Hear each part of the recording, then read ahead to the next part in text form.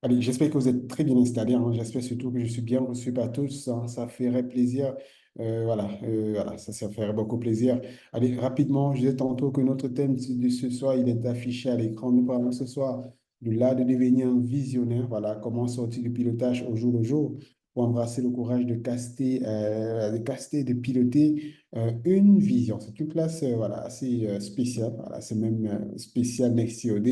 On est très heureux de se retrouver autour de ce thème-là. On aura le plaisir, sans aucun doute tout à l'heure, de rappeler bien sûr voilà, qu'est-ce qui vous attend dans ce live et bien sûr également d'introduire notre principal coach et panéliste pour cette session. Nous aurons pour cette session le coach Eman Kapo qui est avec nous. Je suis Bekis Dadji, je ne suis que simplement voilà, l'hôte de cette session. On aura le coach Eman qui est avec nous ou qui sera avec nous dans quelques instants, le temps pour vous et moi, le temps pour voilà, le temps voilà, de régler certains détails de connexion et on sera bien sûr ensemble. Allez, rapidement, une fois que j'ai votre retour, et nous sommes également curieux de savoir depuis quelle ville, depuis quel pays, j'imagine depuis quel continent vous êtes connecté pour cette session. On a beaucoup voilà, de façon régulière. Voilà, on a de nombreuses personnes qui nous suivent depuis l'Afrique de l'Ouest, mais j'espère que la tendance est en train de s'inverser puisqu'on a également énormément de personnes qui nous suivent depuis l'Afrique du Centre, l'Afrique centrale, voilà, également l'Afrique de l'Est également, voilà, et bien sûr d'autres parties du monde. On a par exemple, on est là, qui est avec nous depuis Lubumbashi, Eli qui est avec nous depuis Kinshasa, Alio depuis la Conakry, voilà, Guinée-Conakry, Saïkou depuis la Conakry également, Oscar depuis Ouagadougou, c'est au Burkina Faso. Voilà, Gout, on a également Don Diallo voilà, depuis le Sénégal, Victor depuis Bafoussam, voilà, également le roi depuis l'Afrique centrale. Et on disait bien, il y a une forte communauté d'Afrique du centre qui est fortement régulière voilà, aux différentes sessions d'éclat digital, ça fait plaisir. On a merveille également de Kinshasa, voilà, Rodney depuis Dakar également. Allez, good. Allez, on n'a pas encore vu de quelqu'un depuis Cotonou, voilà, depuis Bénin, où c'est pas le cas. Allez, Emmanuel également depuis Bamako, voilà, qui est avec nous. Allez, good. Allez, super. Allez, dites-nous depuis quelle ville, hein. Dites-nous un peu dans le chat, on vérifie quelque chose, comme on disait quelqu'un. Allez, voilà, on a également Ruffin depuis la RDC, Dramé depuis Dakar également. Allez, Nabi qui est également là, mais on ne sait pas depuis d'où. Voilà, on a également Tifatou, voilà, Tifatou depuis le Burkina Faso cette fois-ci. Là. Allez, merci en tout cas, merci pour les messages, merci pour cette interaction, merci pour ces confirmations qui nous rassurent qu'effectivement, vous nous recevez super bien. Allez, notre thème, il est grandement affiché à l'écran. C'est pour que vous et nous puissions être synchro hein, sur ce qui nous attend durant cette session. Et une fois que nous sommes sûrs que vous nous recevez super bien depuis la Conakry, pour ce qui est des Nabé, allez, depuis le Togo, pour ce qui est des Karim, voilà, depuis Dakar également, pour ce qui est des Hypno, voilà, depuis également on a également Richard, voilà, Richard depuis Bukavu, voilà, RDC, Sébastien depuis le Bénin. Allez, on a dit qu'on ne trouvait pas assez de Béninois et ils sont en train de sortir. On a par exemple Sébastien depuis le Bénin, Christian depuis le Mbashi qui est avec nous également. Allez, une fois qu'on a clarifié cela, voilà, que nous sommes véritablement sûrs que vous tous connectés puissiez effectivement bien nous recevoir. On va se rassurer également de prendre vos attentes, s'il vous plaît, bien vouloir partager cela avec nous dans le chat. Quelles sont vos attentes pour cette session? Le thème il est affiché, je vais peut-être le relayer pour nous tous, hein. On parlera ce soir de l'art de devenir un visionnaire, comment sortir du pilotage au jour le jour pour embrasser le courage de caster et piloter une vision. C'est le thème de ce soir. Allez, et nous sommes curieux là maintenant pour recevoir vos attentes et lire vos attentes au sujet voilà, concernant ce thème-là. Dites-le nous dans le chat pour ceux qui sont des habitués, ils savent très bien que ça se passe dans le chat, hein. Voilà, vous pouvez écrire dans le chat, c'est la principale raison qui explique pourquoi nous laissons le chat ouvert, c'est pour que bien sûr vous puissiez interagir avec nous, nous écrire, poser vos questions et vos attentes. Et là, c'est le moment de nous écrire effectivement vos attentes. Et on est très, très curieux à chaque fois de vous lire à ce sujet-là. Et puisqu'on fait vite, on souhaite faire vite et simple, on va peut-être rapidement pour prendre les 3 à 5 premières attentes, on va les partager avec nous tous, hein. Comme ça, on plante également le décor d'une certaine façon de ce qui nous attend durant cette classe. Allez, donc écrivez-nous vos attentes dans le chat, s'il vous plaît. Et comme on a l'habitude de le dire, il n'y a pas de bonnes ni mauvaises attentes, il y a juste vos attentes. Donc écrivez-les, vos attentes qui sont liées au thème de ce soir. Allez, on a Pierrot qui nous dit comment construire une vision. Voilà, aussi simple que ça. On a, euh, OK. OK, on a Bas qui dit les citations du jour commencent à nous manquer. Allez, elles vont revenir dès demain pour les citations du jour. Allez, juste 24 heures, 48 heures et ça manque déjà. Allez, c'est bien noté, cher ami. Bah, on a également le nouveau, voilà, qui va peut-être nous aider à l'identifier, qui dit votre vue, voilà, sur la part qui revient aux aptitudes personnelles et celle qui relève d'un savoir. Allez, on parle bien sûr ici de la devenir visionnaire. On a également voilà, Samsung qui va nous aider à l'identifier voilà, avec un prénom voilà, qui nous dit la méthode pour sortir du day-to-day et piloter. Voilà, comme attente, c'est super également bien. Allez, écrivez-nous vos attentes, s'il vous plaît. Ça nous aide certainement à calibrer ou à récalibrer la session pour qu'elle puisse vous convenir, hein, pour qu'elle puisse répondre à vos questions, vos interrogations, voilà, vos challenges et vos différents défis. Donc, plus vous les partagez, plus on est sûr voilà, de calibrer cela pour que voilà, vous puissiez avoir des réponses assez claires, hein, voilà, des outils assez précis et assez pratiques hein, par rapport à vos défis, à vos attentes. On a Aziz qui dit les outils de pilotage d'une vision. Allez, c'est assez clair, c'est assez simple. On a Nabi qui dit comment être focus sur un objectif donné. Allez, c'est également assez clair, bien reçu. On a Saïdou qui nous dit voilà, la vision et les objectifs, voilà, quelle est la différence entre les deux? OK, bien également noté.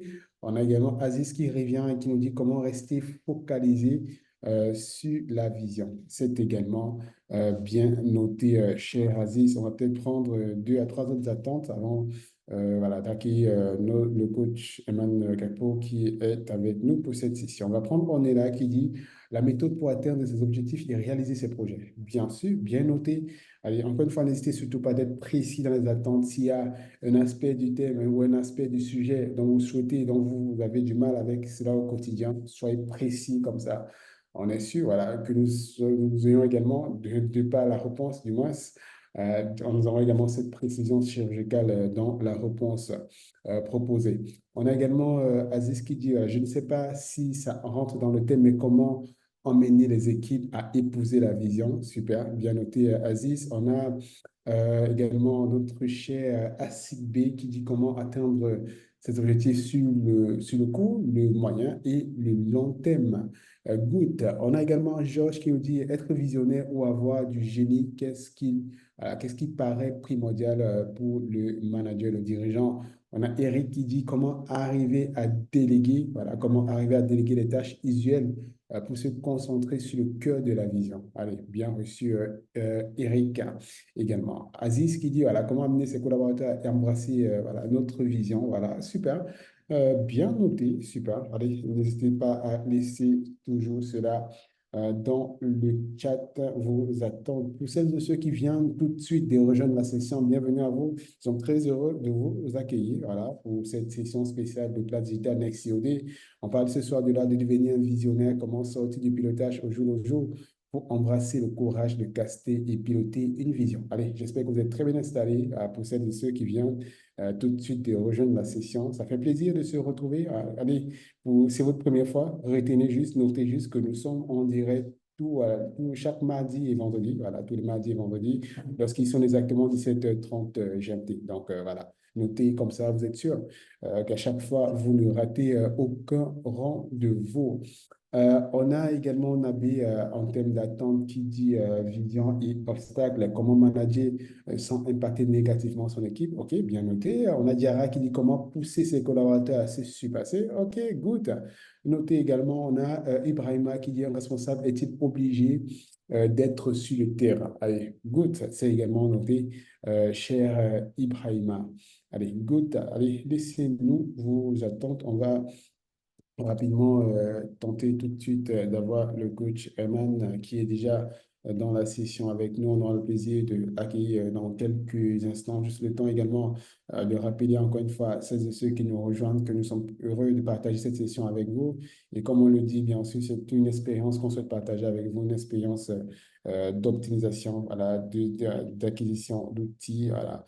Et à chaque fois, il y a des règles et principes à suivre ensemble pour passer un excellent moment ensemble. Et parmi ces règles et principes, il y en a plusieurs. On va partager les quatre essentiels avec vous. La première, surtout, s'assurer d'avoir une assez excellente connexion Internet. Allez, je vais enlever le mot excellent, je vais dire une bonne connexion Internet, hein. Vous pouvez, bien sûr, donc, s'il faut recharger avant la session, faites-le. S'il faut, bien sûr, voilà, bouger pour avoir la meilleure qualité possible. Vous pouvez également le faire comme ça, vous êtes sûr de ne pas être dérangé, ne pas avoir aucun dérangement, aucune perturbation durant cette session. Deuxième rappel important, c'est surtout avoir de quoi noter. Donc, voilà, un agenda, un bloc-notes, de quoi noter, ça fait vraiment plaisir.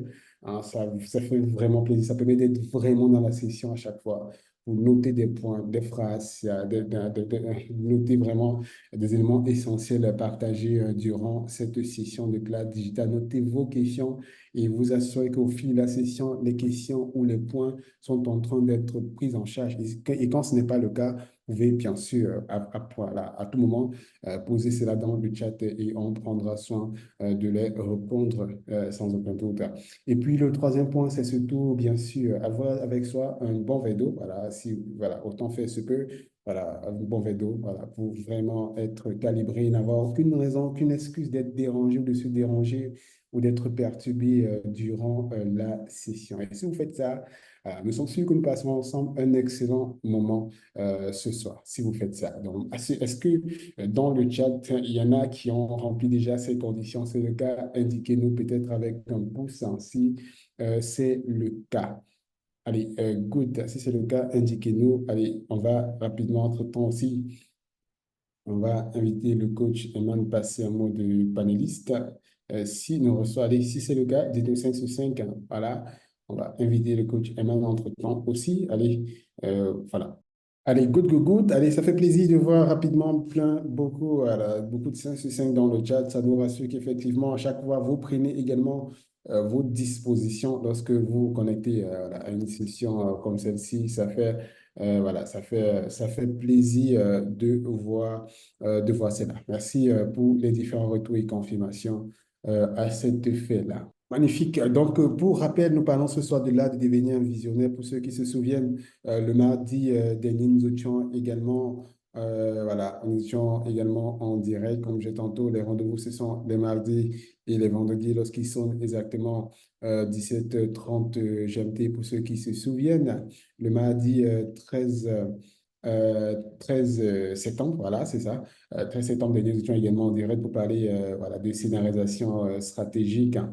Voilà, on a vu ensemble ce mardi comment les dirigeants visionnaires scénarisent la conquête, la domination d'un marché et multiplient les coûts d'avance. Si cette session vous a échappé certainement, on va vous inviter, voilà, si vous êtes un abonné à notre plateforme Flix, qui est la plateforme qui héberge toutes les replays voilà, de classe digitale ainsi que les différents supports et ressources. Qui, voilà, si vous êtes un abonné, la bonne nouvelle, vous pouvez simplement aller sur la plateforme pour pouvoir suivre ce replay et bien sûr des centaines d'autres replays des classes digitales hein, depuis l'année, depuis plusieurs années maintenant. Vous pourrez les retrouver sur la plateforme. Donc, si vous n'êtes pas encore un abonné à la plateforme, c'est l'occasion maintenant de, voilà, de pouvoir vous abonner. Comme ça, vous êtes sûr d'avoir toute une année de formation garantie avec des programmes, avec des cours, avec bien sûr des replays et également des classes digitales à votre disposition. Je vais faire deux choses pour vous simplifier la tâche tout de suite. Première chose, je vais partager le lien vers la plateforme. Comme ça, vous allez, si vous découvrez pour la toute première fois, vous allez pouvoir découvrir la plateforme Flix. C'est votre toute première fois. Voilà, vous allez pouvoir découvrir. Donc, je vais partager le catalogue de la plateforme. Et voilà, ici, bien sûr, voilà, je vais partager le lien d'abonnement. Vous avez jusqu'à trois options. Voilà, vous allez choisir celle qui vous convient le mieux. Voilà, vous avez l'option annuelle, l'option mensuelle et l'option trimestrielle actuellement. Donc, on va également partager cela. Comme ça, vous êtes sûr d'avoir tout cela. On fait cela parce qu'il y en a certains qui ont demandé, bien sûr, le replay de la session. Donc, vous avez comme ça l'opportunité de pouvoir accéder à ces replays et chaque fois que vous manquez une session, peut-être si vous êtes un abonné, vous avez ce petit privilège, ce petit avantage-là de pouvoir suivre également les replays des sessions passées tranquillement dans votre canapé, voilà, dans votre bureau, tranquillement, que ce soit via la plateforme, que ce soit via son application mobile assez tranquillement. Allez, cela étant dit, on parle ce soir de l'art de devenir un visionnaire. Donc, c'est notre sujet de ce soir, juste le temps de faire cette petite fenêtre pour répondre à cette interrogation-là que vous êtes nombreux à avoir. Allez, good time. Je ne sais pas si le message partagé a été bien reçu dans le chat. Je ne sais pas si vous avez vu mon message partagé sur tous les liens. Voilà, si c'est le cas, bien vouloir confirmer également, s'il vous plaît. Allez, on va accueillir le coach Eman. Je ne sais pas si le coach Eman me reçoit. Si c'est le cas, on va l'inviter à passer en mode panéliste et on pourra effectivement entrer du plein pied dans cette session. Bonsoir Bekis, bonsoir tout le monde. Très heureux de retrouver les uns les autres pour cette classe digitale spéciale des NSIOD. Nous sommes heureux de parler de vision et pas seulement de façon théorique. Nous aurons la possibilité d'aborder le sujet de long à large, de fond en comble pour que, en quittant ainsi, chacun d'entre nous puisse savoir quelle est la seule question qui il peut se poser pour devenir visionnaire. À tout de suite, Bekis. Excellent, excellent. Ça fait, voilà, magnifique, hein. On est content de t'entendre, content également, voilà, et voilà, de savoir que tout est fin prêt pour qu'on puisse entrer dans cette session. L'une des, également des règles importantes de cloud digital, c'est surtout, bien sûr, la capacité à pouvoir, bien sûr, réagir dans le chat. Donc, s'il y a des questions, s'il y a des points, s'il y a des partages, s'il y a des confirmations à faire, voilà, n'hésitez surtout pas d'utiliser le chat à cette occasion-là. Vous pouvez le faire en écrivant directement dans le chat à tout moment. Et on est là pour vérifier, bien sûr, cela. N'hésitez surtout pas. S'il y a des besoins de, voilà, de précision de certains points, n'hésitez pas à faire cela dans le chat. Coach Ahmad, je ne sais pas si tu es, voilà, si tu es prêt directement pour qu'on puisse entrer dans la session. Voilà, afin qu'on puisse entrer. Allez, Aziz, il commence à s'abonner. Allez, Aziz, le lien est dans le chat. Donc, voilà, le lien est dans le chat. Si, voilà, si c'est parce que vous avez vu le lien, au cas contraire, voilà, vous pouvez vous faire assister aux besoins. Mais sinon, le lien est dans le chat, cher Aziz. Allez, Coach Aman, je ne sais pas si tu es disposé, voilà, si, pour qu'on puisse entrer dans la session. Tout en souhaitant bienvenue si vous nous rejoignez à l'instant même. Allez, super. Donc, allez, rebonsoir en tout cas pour celles et ceux qui rejoignent la session actuellement et qui nous passent leur bonsoir dans le chat. Rebonsoir et bienvenue à vous. Donc, nous sommes effectivement en direct et on parlera ce soir de vision, de la devenir visionnaire plus précisément. Donc, voilà, nous sommes en direct et on entrera dans la session dans quelques instants. OK, donc super. Nous sommes effectivement là, ne vous en faites aucunement pas. Donc nous sommes là et voilà, l'écran est en train d'être partagé et on pourra effectivement entrer dans cette session. Adjara, bien noté, également Nab et tout ça. Allez, l'écran est partagé. Vous allez certainement confirmer si l'écran est partagé pour nous tous, s'il vous plaît. Bonsoir Bekis, je ne sais pas si on me reçoit. Oui, on te reçoit super bien. Parfait, magnifique. Très bien. Donc voilà, donc nous sommes ensemble ce soir pour parler de méthodologie visionnaire. Donc, méthodologie visionnaire, comment on caste une vision, comment on s'assure de ce que, eh bien, on fasse une petite différence sur cette terre, comme on le verra tout à l'heure. Il y a Steve Jobs, il va y arriver, paix à son âme, qui disait que seuls ceux qui sont si fous pour penser qu'il peut changer le monde y arrivent. seuls ceux qui sont assez fous pour penser qu'ils peuvent changer le monde y arrivent. Par contre, il y a un romancier russe qui s'appelle Léo Tolstoï, je crois. J'ai souvent du mal à prononcer ce nom parce que je ne comprends pas le russe. Il dit que tout le monde veut changer le monde, mais personne ne veut changer lui-même. Tout le monde veut changer le monde, mais personne ne veut changer lui-même. Je suggère que nous puissions méditer sur la profondeur de ces deux phrases-là. La première, seuls ceux qui sont assez fous pour penser qu'ils peuvent changer le monde y arrivent, n'est-ce pas? Ensuite, c'est Steve Jobs qui le dit, fondateur de Apple, on va dire cofondé avec Steve Wozniak. Et puis, il y a Léo Tolstoï qui dit, ben, tout le monde veut changer le monde, mais personne ne veut changer lui-même. Ce qui nous donne le ton important de l'efficacité visionnaire, qui consiste à ce que la plupart des gens qui veulent changer les choses et qui ne veulent pas changer eux-mêmes sont souvent frustrés. Ils sont souvent frustrés parce que c'est en changeant que l'on arrive à pouvoir devenir la version parfaite qu'il faut pour inspirer. On n'a pas besoin de rappeler que l'une des caractéristiques majeures des visionnaires, c'est leur capacité à inspirer. Inspirés par leur action, inspirés par leur être, inspirés par leurs résultats. Ils sont pas... Alors, si vous cherchez à savoir si les visionnaires sont parfaits, alors là, c'est qu'ils ne sont pas parfaits, d'ailleurs. Non, pas du tout. Ils ne sont pas du tout parfaits. Un visionnaire n'a pas besoin d'être parfait. Un visionnaire n'est même pas forcément un modèle pour tout le monde. Il est un modèle pour un certain nombre de personnes, tu vois. Quand je dis Prince, par exemple, je dis Prince, il y a beaucoup de gens à qui le mot Prince ne veut rien dire. Et pourtant, si vous allez dans le milieu, si on était dans les années 90, 80, et vous allez dans le milieu artistique américain, même au mondial, hein, quand on dit Prince, les gens savent que c'est un génie dans sa façon de chanter, de danser, bien avant Michael Jackson. Michael Jackson. Et pourtant, c'est un visionnaire. Et cela m'amène à évoquer une troisième phrase, avant d'arriver à la quatrième.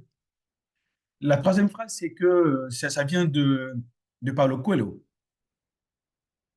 qui dit la seule façon dont la vie vaut la peine d'être vécue, c'est de la passer à accomplir sa légende personnelle. La seule façon dont la vie vaut la peine d'être vécue, c'est de la passer donc, du coup, à vivre sa légende personnelle. Je rappelle la première phrase, seuls ceux qui sont assez fous pour penser qu'ils peuvent changer le monde y arrivent, mais attention, il faut qu'ils acceptent changer eux-mêmes et s'améliorer eux-mêmes pour y arriver.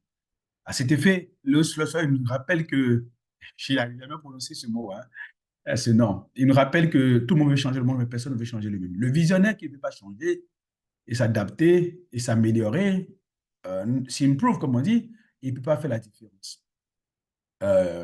N'est-ce pas? Mais nous devons nous rappeler que nous ne pouvons pas mener une vie ordinaire.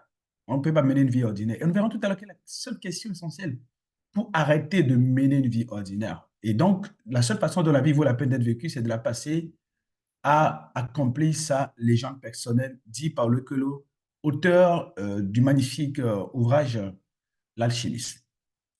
Et puis, il y a une quatrième et dernière phrase que je voulais partager avec vous pour que vous puissiez voir que n'importe qui, à partir de là où il est actuellement, peut décider de devenir un visionnaire.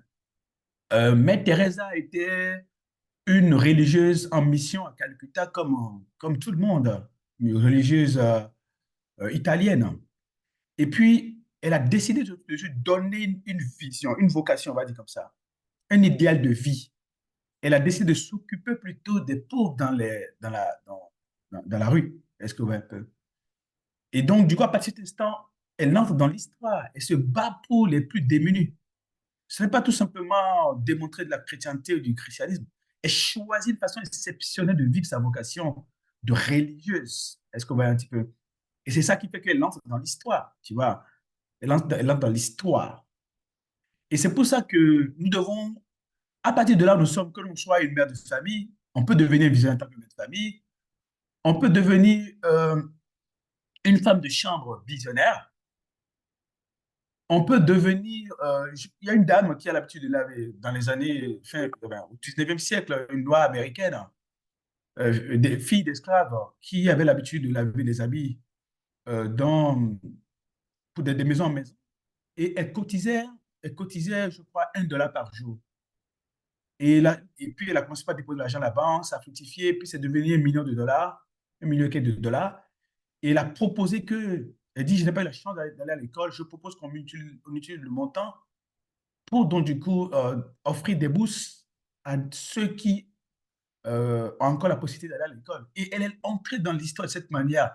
Et pourtant, c'était une lexiveuse, ce que vous voyez un petit peu. Elle faisait la lessive de maison en maison. Et elle gagnait de l'argent, elle les peignait, elle laissait de côté. Et voilà, elle est entrée dans l'histoire. Ça, c'est une visionnaire. Elle savait pourquoi est-ce que chaque jour, il fallait qu'elle lave les habits. Donc, c'est pourquoi quand euh, Paulo Coelho dit que la même façon dont la vie vaut la peine d'être vécue, c'est de la passer avec sa légende personnelle, tout est écrit, tout est dit, n'est-ce pas?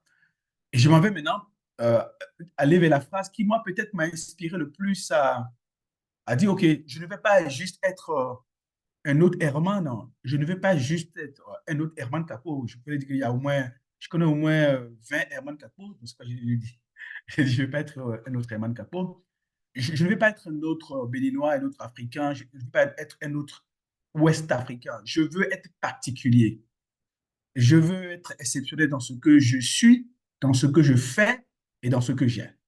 Et cela a été inspiré par Martin Luther King qui dit que si le métier d'une personne, c'est de balayer la rue, cette personne devrait balayer la rue comme Beethoven composait, comme les chansons et ses musiques, comme Shakespeare, n'est-ce pas, écrivait ses poèmes, et comme Michel-Ange peignait ses tableaux.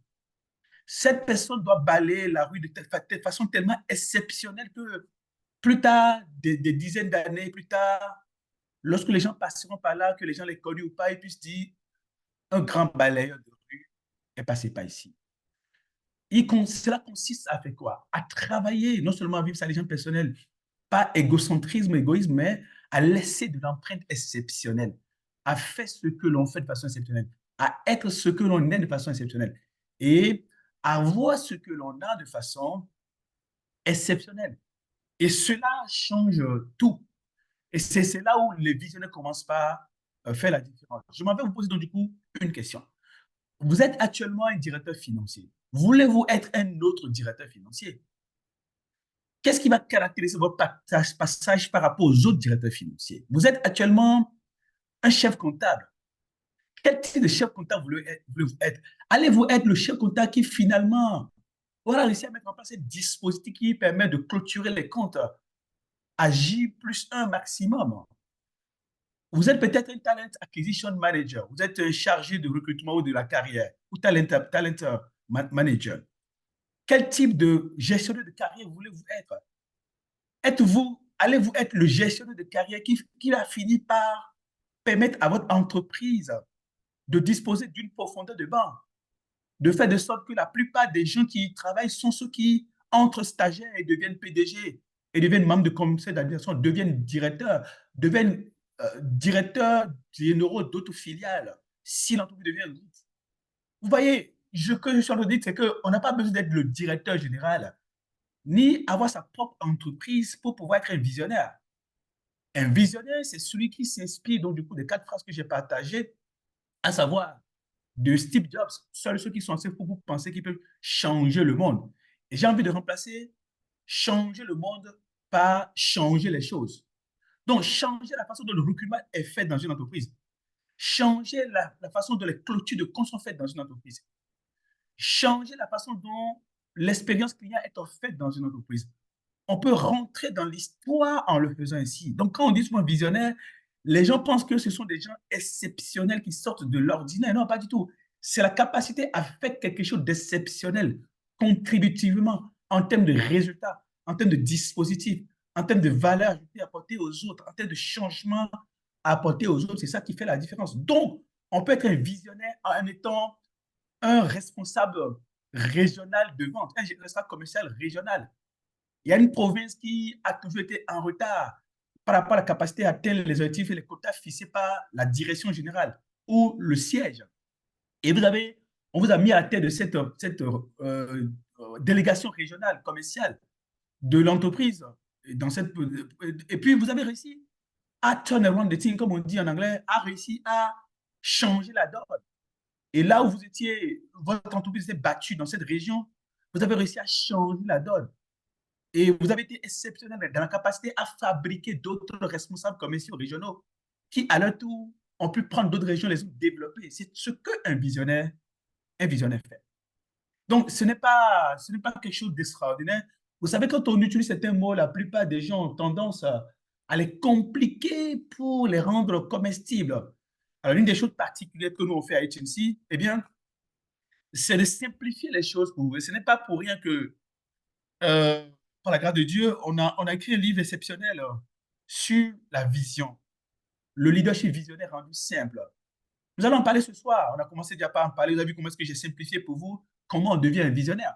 Donc, vous pouvez l'être là où vous êtes. Vous n'avez même pas besoin de démissionner pour aller créer votre propre entreprise avant de l'être. Vous n'avez pas besoin de quitter l'unité que vous dirigez. Parce que, comme on va le voir tout à l'heure, l'une des questions importantes qu'on peut se poser pour devenir un visionnaire, c'est de se dire, qu'est-ce que je veux faire de l'entreprise qu'on m'a confiée? Qu'est-ce que je veux faire de l'unité qu'on m'a confiée? Qu'est-ce que je veux en faire? Je suis nommé chef de service, contrôle de gestion, chef département, audit interne. Qu'est-ce que je veux en faire de particulier? Quelle est l'empreinte que je veux déposer pour que lorsque n'importe qui viendra par là, ils sauront que, ah ouais, quelqu'un a fait un travail extraordinaire avant que je récupère cette unité. Est-ce que vous voyez ce que je veux? Comment est-ce que je vais gérer un projet qui a marqué le pas pendant le temps? Euh, Bientôt, ou bien d'ailleurs, le carburant distillé par les usines de raffinage de Dangote, on ne commençait pas à couler maintenant dans les stations et dans les pipelines maintenant au Nigeria. Et pourtant, pendant 60 ans après l'indépendance, personne n'a osé franchir le pas. Et Dangote l'a réussi. Il peut mourir tranquille, quoi. Il peut mourir tranquille. Parce que quelque chose qu'on a dit que c'était impossible, il a rendu possible. Le Nigeria venait raffiner son pétrole comment on appelle ça, je sais pas, au Cameroun, en Côte d'Ivoire, en Algérie, ce qui est une honte. En Afrique du Sud, ce qui est une honte. Et maintenant, quelqu'un qui s'appelle Dangote a mis fin à ça, c'est tout. C'est ça un visionnaire. Il voit que c'est possible, il s'y met, il le réalise. Il dit, il y a un secteur qui ne marche pas. Dans quel état je veux laisser le secteur? C'est tout. Quel changement majeur je veux apporter à ces secteurs-là? Et comme j'ai dit, on aura le temps de reparler là-dessus, mais je voulais vous rappeler que, ben, tiens, en plus de simplifier les choses pour vous ainsi, donc on a écrit un livre exceptionnel et il y a un grand leader, un grand dirigeant, un grand de l'industrie, euh, un tycoon comme on dit, un monument qui a accepté préfacer le livre. J'aurai le temps de vous en parler, on aura le temps de vous en parler dans les jours à venir. Vous allez voir que, ben, tiens, s'il a accepté le préfacer, c'est parce que c'est exceptionnel. Est-ce que vous voyez un peu? Voilà, donc, et on a la possibilité de rendre les choses simples comme je suis en train de vous poser. Donc, ce livre résume ça comme on va le voir aussi également au cours de cette tas digital. Je voulais rappeler également que voilà, on a un pack de livres pour vous, des SEO pack. Voilà, donc ce sera disponible très prochainement. On en vous en parle depuis un bout de temps maintenant. C'est 5 livres exceptionnels pour devenir un dirigeant qui sort de l'ordinaire, n'est-ce pas? Je voulais profiter de l'occasion pour remercier exceptionnellement monsieur Mustapha Haoudji, voilà, le CEO de la Rob Bank, n'est-ce pas, qui est la première banque de la RDC, qui a accepté préfacer l'un des livres, le journal, la journée du dirigeant rendu simple. Je lui dis infiniment merci donc du coup pour ça. Je voulais également dire merci à monsieur Jean-Louis Conan, le président fondateur, CEO groupe de groupe Cofina, et également chairman de NIMBA, NIMBA qui est le représentant de Caterpillar, donc depuis en Afrique de l'Ouest, et dans plusieurs pays ouest africains, qui a également accepté de préfacer le livre La planification stratégique, n'est-ce pas, rendu simple. Voilà, je leur dis merci parce qu'ils croient en vous, les dirigeants, ils croient en vous, les futurs dirigeants.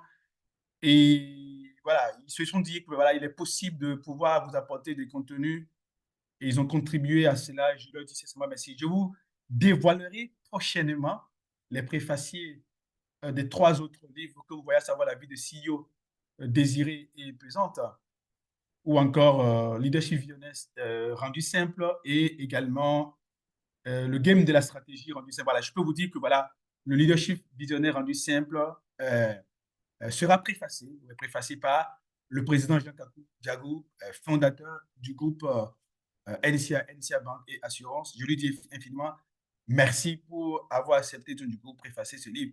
Et c'est du contenu qu'on met à votre disposition pour le meilleur. Et on aura la possibilité de vous présenter ce contenu lors d'une journée exceptionnelle dans votre ville. On n'a épargné aucune ville d'Afrique centrale et de l'Ouest francophone, à pas peut-être la Centrafrique, mais sinon, nous serons dans vos villes pour parler de l'SCOD. C'est une journée de 9h à 17h de masterclass, de panels, de keynote speaking, d'ateliers, de networking entre dirigeants. L'objectif étant d'inspirer aussi la nouvelle génération de dirigeants, de DG, DGA, membres de CODI capables de transformer les entreprises africaines et les mettre sur les rails de la percée nationale, régionale, mondiale, un peu comme ces tycoons que je viens de citer, qui l'ont fait avant nous, qui nous inspirent à rêver comme eux pour pouvoir donc du coup le faire.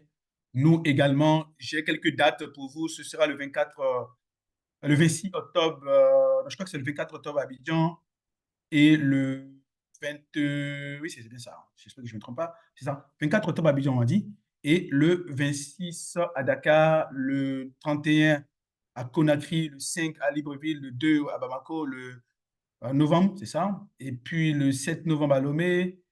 Voilà, prenez date par rapport à votre ville. Je crois que les deux premières dates ne sont pas justes, c'est plutôt le 24 à Abidjan, le 26 à Dakar et le 31 à Conakry. Sinon, les autres dates sont justes. Nous serons le 16 novembre à Kinshasa, le 14 à Brazza, le 23 à Niamey, le 20 à Ouaga, novembre. Voilà. Lors de l'année CEO Day, on vous apportera plus d'informations par rapport à ça. Allez, je vous parlais de cette phrase unique, donc qui peut permettre à n'importe qui, donc du coup, de devenir un visionnaire. Donc, c'est qu'est-ce que je veux faire du business ou de l'unité comment confier. La plupart des gens sont des carriéristes. Il y a des gens qui sont des chasseurs de primes. Il y a des gens qui ne cherchent que leur satisfaction immédiate. Il y a les cash and carry managers, cash and carry entrepreneurs, des entrepreneurs qui cherchent juste, comme on dit chez moi au Bénin, le socha-bucha. Ils veulent manger vite, ils veulent récolter vite, etc. L'une des particularités des visionnaires, c'est que ils sont généreux. Ils sont généreux. Et, et cette générosité fait que, eh bien, ils font les choses autrement. Ils font les choses autrement. Méditez avec moi, s'il vous plaît, cette phrase magnifique de Steve Jobs. Il dit, nous sommes convaincus que si nous continuons de mettre des produits de qualité exceptionnelle sur le marché, les clients continueront de mettre la main à la poche. Nous sommes convaincus que si nous continuons de mettre des produits de qualité exceptionnelle sur le marché, les clients continueront de mettre la main à la poche. Steve Jobs. Et vous voyez qu'en fait, c'est la générosité qui fait la différence entre les dirigeants visionnaires et les autres. Ils veulent donner au monde ce que le monde n'a pas. Est-ce que vous voyez un peu? Ils veulent donner au monde ce que le monde n'a pas.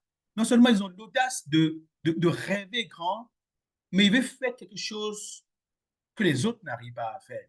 Est-ce que vous voyez un peu? Et donc, ils considèrent qu'ils sont dans un écosystème où seule la coprospérité fait la différence. Est-ce que vous voyez un petit peu?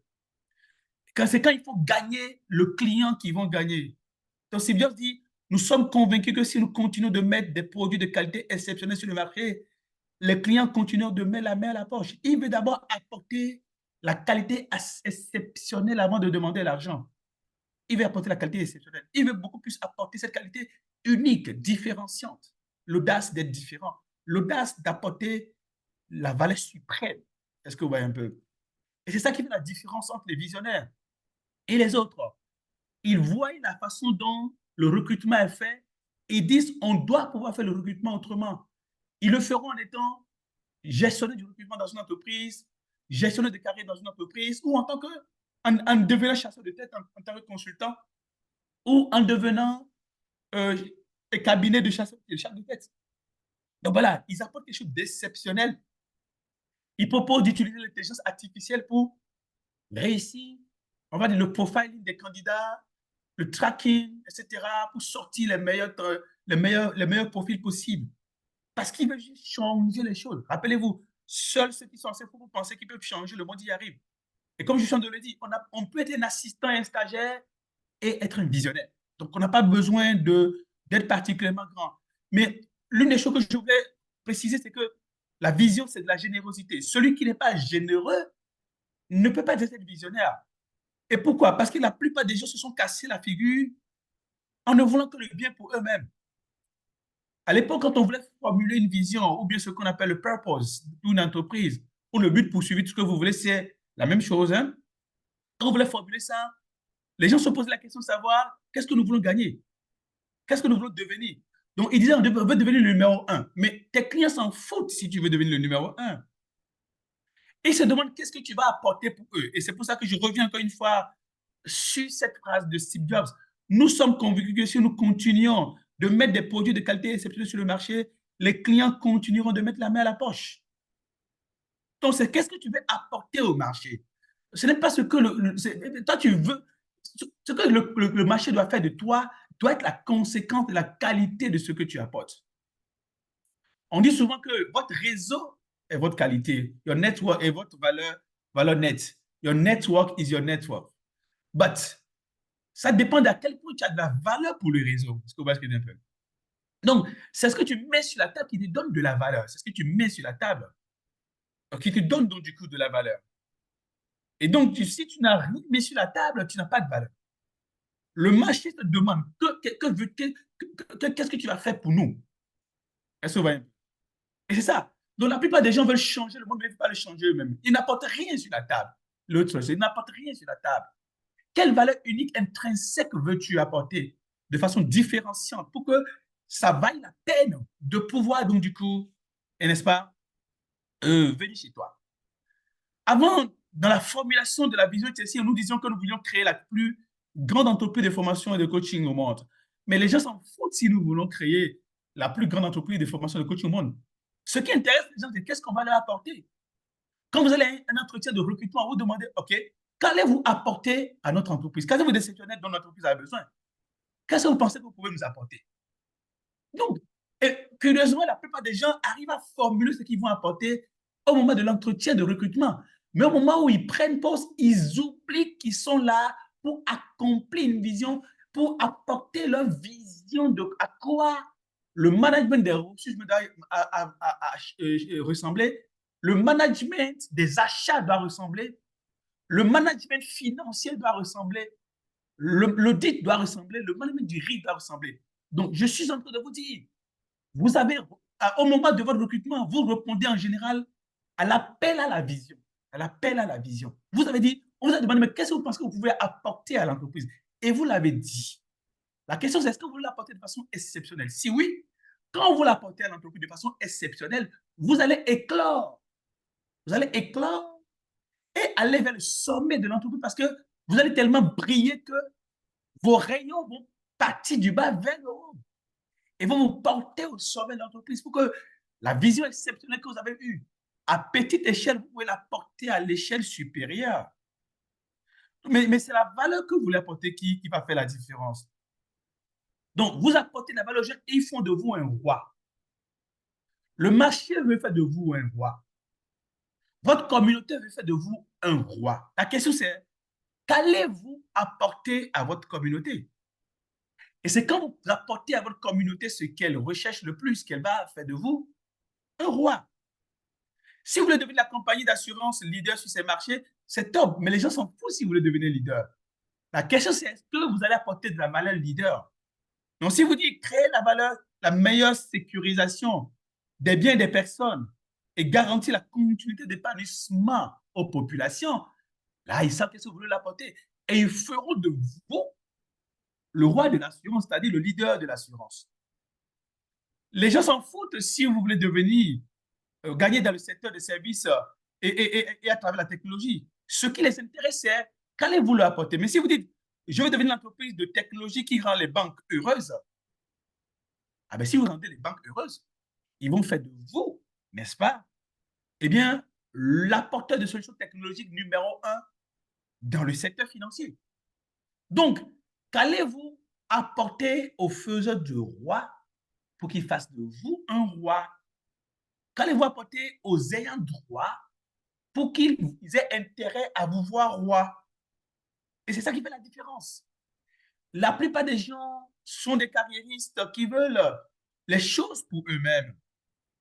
La vision est essentiellement basée sur la générosité, l'offre d'une valeur exceptionnelle toujours recherchée, l'offre d'une croissance exceptionnelle toujours recherchée, d'une élévation exceptionnelle toujours recherchée. Un jour, quelqu'un a partagé avec moi la définition de leader et il m'a dit, un leader, c'est une personne qui amène des gens qui n'y ont jamais cru à devenir ce qu'ils n'ont jamais imaginé pouvoir devenir. Amener les gens qui n'y ont jamais cru à devenir ce qu'ils n'ont jamais imaginé pouvoir devenir. Il dit, c'est ça un leader. Donc, c'est de cette manière-là que nous avons la possibilité de devenir visionnaire. Tout à l'heure, je vais structurer et granuler pour vous comment est-ce que de façon intrinsèque cela se fait. Mais comme on a dit, ça commence par une question essentielle. Qu'est-ce que je vais faire de l'organisation de l'unité qu'on m'a confiée? Contrairement aux dirigeants mercenaires, aux managers mercenaires, aux ingénieurs mercenaires, les chasseurs de primes, ceux-là, ils ne construisent pas, ils fragilisent parce qu'ils veulent juste le poste. Ils veulent juste le poste. Ils ne se demandent pas dans quel état ils veulent laisser l'entreprise. Et ils n'identifient pas des jalons. Ils n'identifient pas des milestones. Ils n'identifient pas des indicateurs de résultats qui montreront qu'ils sont en train de laisser les choses dans un meilleur état. Donc, si vous ne pouvez pas vous poser cette question basique, vous ne pouvez pas être un visionnaire. Mais du moment où vous vous la posez, tout change. Parce que vous n'êtes plus là pour avoir un salaire. Vous n'êtes plus là pour compter l'heure à laquelle vous êtes venu et l'heure à laquelle vous allez partir. Vous êtes là pour laisser les choses dans un état meilleur. Vous donnez sens à votre vie. Vous savez pourquoi est-ce que vous allez vous lever chaque matin pour venir, donc du coup, on va dire, au boulot. Vous devez vous poser la question de savoir, au-delà de relever les défis immédiats, quel héritage je veux laisser? Quel héritage je veux laisser? Quel héritage je veux laisser? Qu'est-ce que je vais laisser de différent? À cet effet, il y a trois héritages essentiels que vous avez la possibilité de laisser. Des résultats significatifs, des systèmes significatifs, des hommes significatifs. Vous devez répondre à la question suivante. De quelle empreinte vous voulez marquer votre passage dans votre entreprise ou dans votre secteur? Qu'est-ce qui va changer maintenant que vous êtes dans le secteur? Qu'est-ce qui va changer maintenant que vous avez été promu manager? Qu'est-ce qui va changer maintenant que vous êtes devenu assistant? Qu'est-ce qui va changer maintenant que vous avez été nommé directeur général? Qu'est-ce qui va changer? Est-ce que vous allez diviser pour régner? Est-ce que vous allez monter les uns contre les autres? Est-ce que vous allez colmater les brèches, rafistoler les choses, faire semblant de performer et puis 3 ans après, il y a des provisions à n'en plus finir? Comment voulez-vous marquer votre passage? Est-ce que vous voulez rendre la vie dure à ceux qui lèveront une seule doigt contre vous? Ou bien vous allez construire des ponts, solidifier les liens, ressouder les liens, avoir davantage de personnes qui se mobilisent autour de vous pour réaliser la vision? À partir du moment où on commence à poser ces questions-là, on est un visionnaire. Et ce n'est rien d'extraordinaire, comme vous pouvez le voir. Lorsque les choses se sont améliorées drastiquement sous vous, avec vous, et continuent de s'améliorer, vous êtes déjà un visionnaire parce que vous aurez laissé des résultats significatifs déjà. Lorsque vous avez généralisé le secret de votre succès ou de vos succès, vous les avez translatés en des valeurs, en des méthodes, en des process, en un climat, une organisation pérennisable qui délivre avec ou sans vous, vous êtes déjà un visionnaire. Lorsque vous avez la générosité d'identifier des hommes que vous inspirez, à qui vous donnez confiance, que vous suscitez des vocations, que vous suscitez, que vous formez, que vous élevez à la dimension de leader et qui sont en mesure de vous remplacer valablement et qui font les choses autant et mieux que vous pour délivrer à leur tour des résultats significatifs, eh bien, vous êtes un visionnaire. Vous êtes un visionnaire. Mais qu'est-ce qui se passe s'il y a des questions entre-temps? En effet, il y a quelques points, voilà, il y a quelques points de précision. On va peut-être inviter avant de prendre ce point-là voilà, s'il y a des questions, s'il vous plaît, mettez-les maintenant, écrivez-nous dans le chat ces questions-là. S'il y a également besoin de précision par rapport à des points, s'il vous plaît, notez-les également. Voilà, il y avait tout à l'heure, voilà, il y avait tout à l'heure Diarra, voilà, qui demandait, voilà, que lorsqu'on parle de générosité, dans quel contexte, voilà, quel est le contexte de cette générosité-là? Qu'est-ce que veut vraiment, voilà, voilà, quel est le contexte de la générosité? C'est la question de Diarra. OK, il s'agit d'une générosité structurante. Alors, qu'est-ce que j'appelle générosité structurante? Vous savez, si vous gagnez votre salaire et que vous le distribuez entre les gens, les membres de votre famille, par exemple, on appelle ça de la générosité poreuse. Elle n'est pas constructive. Est-ce que vous voyez ce que je veux dire un peu? C'est-à-dire que vous êtes en train de donner aux gens du poisson, de leur apprendre à pêcher. L'une des rares personnes qui aura marqué votre famille, ce n'est pas celui qui a distribué son salaire entre les gens. Éventuellement, le jour de son décès, il y aura beaucoup de gens qui vont venir. Mais la personne qui a décidé de pratiquer la générosité structurante, c'est-à-dire, il a décidé de ne pas donner sa vache à lait à manger le jour de la tabaski. Vous savez, ta vache à lait fait très du lait pour tout le monde. Si tu la donnes à manger, qu'est-ce qui va se passer? Il va se passer que les gens vont manger la viande une fois pour toutes. Il n'y aura plus de lait les semaines à venir. Donc, la générosité structurante consiste à bâtir des architectures de production de résultats. Cela consiste à ne pas manger la noix de mangue et, et de transformer cette noix de mangue en un arbre qui pousse après et qui génère des fruits et il y a beaucoup plus de mangue. Et de réserver une partie, les meilleures mangues, les meilleures noix et de planter d'autres arbres avec après. Et ainsi, il y a un verger qui peut nourrir tout le monde. Est-ce que vous voyez ce que je veux dire? Donc, c'est ça qu'on appelle la générosité structurante. Ce n'est pas la bêtise qui consiste à payer un impôt social pour lequel on n'a jamais de ristournes. Donc, faut pas, les visionnaires ne font pas ça. Les visionnaires savent qu'ils peuvent changer les choses, mais il y a un sacrifice à faire. Ils reportent à plus tard le moment de la célébration. Le moment de la célébration. Vous savez, à partir du moment où la consommation passe avant la production, c'est la misère qui est le résultat. Lorsque la consommation passe avant la production, le résultat s'appelle de la misère. Est-ce que vous voyez ce que je veux dire? Et donc, si vous voulez sortir votre famille de la misère, eh bien, au lieu de donner de l'argent aux gens pour fêter la Tabaski ou donner l'argent aux gens pour fêter Noël, la fête de Noël, etc., financer l'éducation de leurs enfants, acheter des fournitures scolaires pour leurs enfants. Et si vous avez de l'argent quand l'enfant atteint le collège et que vous êtes en ville, amenez l'enfant auprès de vous en ville. Vous allez le sauver, il va sauver la famille avec vous. Mais aussi longtemps que vous êtes seul à sauver la famille, ça ne marchera pas. Ça ne marchera pas. Mais si vous fabriquez des leaders comme vous dans la famille, vous allez changer le visage de votre famille. C'est ça la générosité structurante. Et c'est ce type de générosité qu'il faut. Il vaut mieux économiser son argent pour transformer, eh bien, le secteur de la boulangerie, le secteur de l'épicerie dans sa contrée, pour aller chercher des biens qu'il n'y a pas dans sa contrée et les distribuer et ne donner l'argent à personne, continuer à le développer. Et ensuite, employer les gens du village. Employer les gens du village. Plutôt que de distribuer les revenus, les recettes de ta vente aux gens et ne même plus même avoir de l'argent pour aller racheter à nouveau de la marchandise. Donc, c'est le visionnaire a une générosité structurante, celle dont je suis en train de décrire là. Je ne sais pas si j'ai répondu à la question avec qui ça. Magnifique, hein, magnifique. On va avoir la réponse de retour de Diarra voilà, dans pas longtemps. On a, voilà, Diarra dit 5 sur 5. On a une autre question de Pierre, peut-être qu'on va prendre, qui dit le manager visionnaire est souvent sur plusieurs années.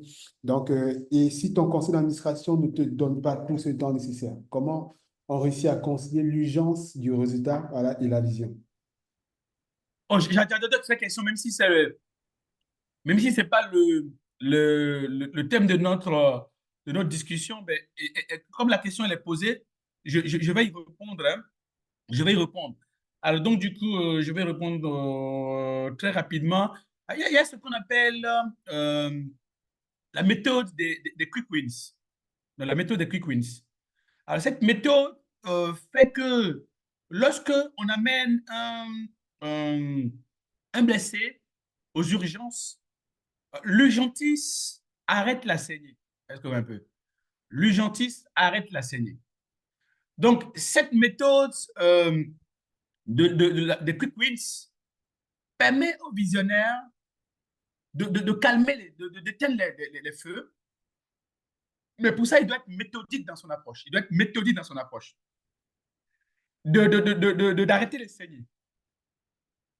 Et quand il fait ça, il a la légitimité, il a la bénédiction, il a le buying, il a la couverture du conseil d'administration pour faire des transformations profondes.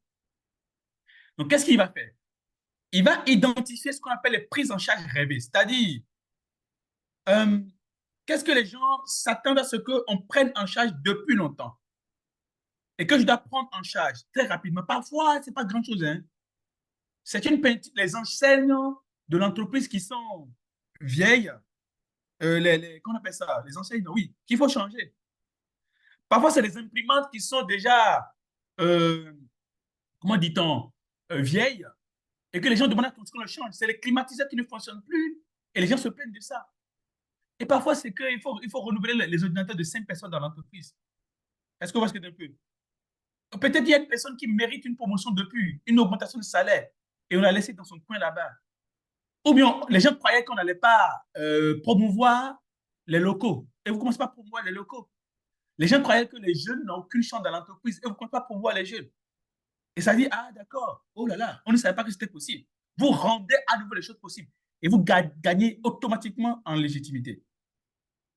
Et si par exemple, il y a des anomalies absurdes dans l'entreprise, vous mettez fin aux anomalies. Est-ce que vous voyez un peu? Et vous faites les optimisations rapides. C'est-à-dire quelles sont les optimisations qui n'ont pas besoin ni de temps, ni de ressources, et que je dois opérer pour marquer les esprits et soulager. Peut-être que le dossier de conseil n'était pas de qualité. Vous dites, OK, c'est une des premières choses que je vais changer. Peut-être que l'entreprise n'exploite pas son potentiel. La croissance est devenue négative depuis un moment et vous décidez de changer deux ou trois choses. Rien que le fait que quand les gens viennent, il n'y a plus de la célérité dans le reporting, ça change tout et vous gagnez en légitimité et pour pouvoir faire des transformations plus profondes. Vous pouvez changer votre approche managériale. Si vous avez appris que vos prédécesseurs ne saluaient pas les gens, ou bien vous-même, vous ne saluez pas les gens pendant 2 ans, vous pouvez juste changer et tout de suite, ça change tout. Et puis, il y a quelques petits résultats rapides que vous pouvez apporter pour changer la donne. On appelle ça la méthode des quick wins. Et cette méthode des quick wins permet de marquer des points et les gens vont vous donner de la perspective. Les gens vont dire, OK, si en si peu de temps, il a pu faire ça, si on lui donne plus de temps, il va faire de meilleures choses. Si avec le peu de ressources qu'il n'a pas demandé, il a pu faire ça, si on lui donne davantage de ressources, il fera de meilleures choses. Donc voilà comment on structure la légitimité donc, du coup, pour pouvoir construire sur la durée. Magnifique. Pierre, je ne sais pas si voilà, s'il y a la réponse à votre question. Pierre, si c'est le cas, bien vouloir indiquer. OK, Pierre dit super, OK. Magnifique. Je ne sais pas s'il y a d'autres questions, s'il vous plaît. S'il n'y a pas d'autres questions, donnez-nous une indication dans le chat, un pouce ou un 5 sur 5. Voilà. S'il n'y a pas d'autres questions, comme ça, nous pouvons rapidement avancer. S'il n'y a pas d'autres questions, s'il y en a, écrivez dans le chat, s'il vous plaît. Ou peut-être levez la main si peut-être vous souhaitez directement prendre la parole pour poser votre question. Sinon, OK, plusieurs 5 sur 5 et des pouces levés. Coach Eman, il semble qu'il n'y ait pas d'autres questions jusqu'à pour maintenant. Oh, wonderful.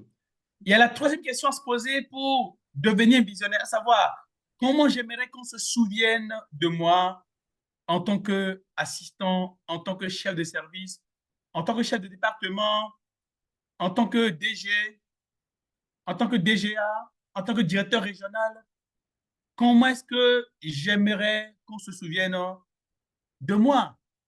Et ça, n'importe qui peut le dire. Alors, à cet effet, je voulais partager avec vous une méthode que nous enseignons lors de nos sessions, n'est-ce pas, sur comment accomplir sa légende personnelle.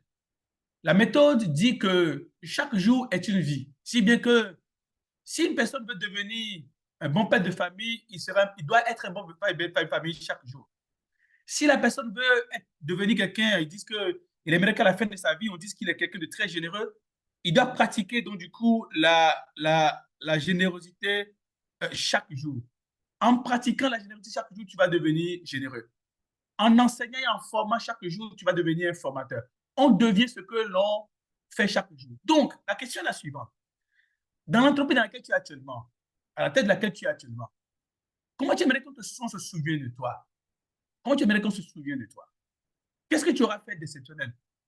Quelqu'un m'a dit, mais tiens, bon, allez, Wad, président sénégalais, il y a une seule façon dont on peut se souvenir de Wad au Sénégal.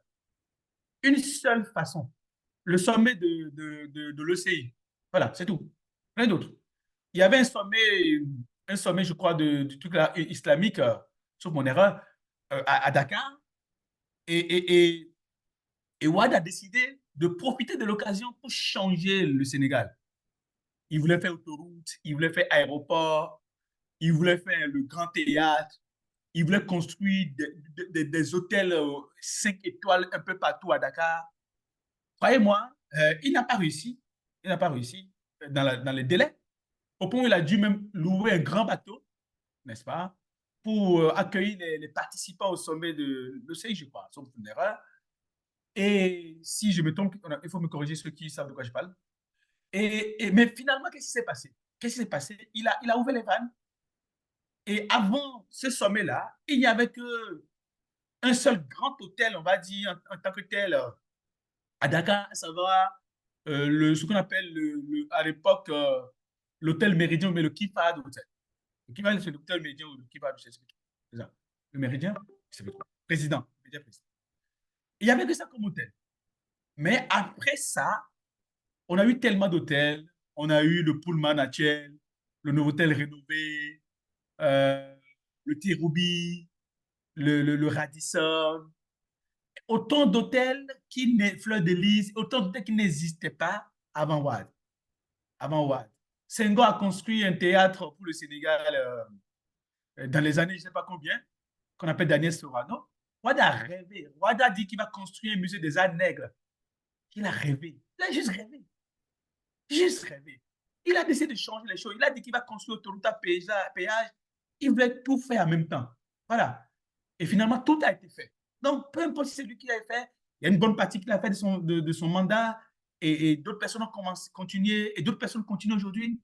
Mais franchement, c'est un gars, à chaque fois, il voulait qu'on se souvienne de lui d'une manière donnée.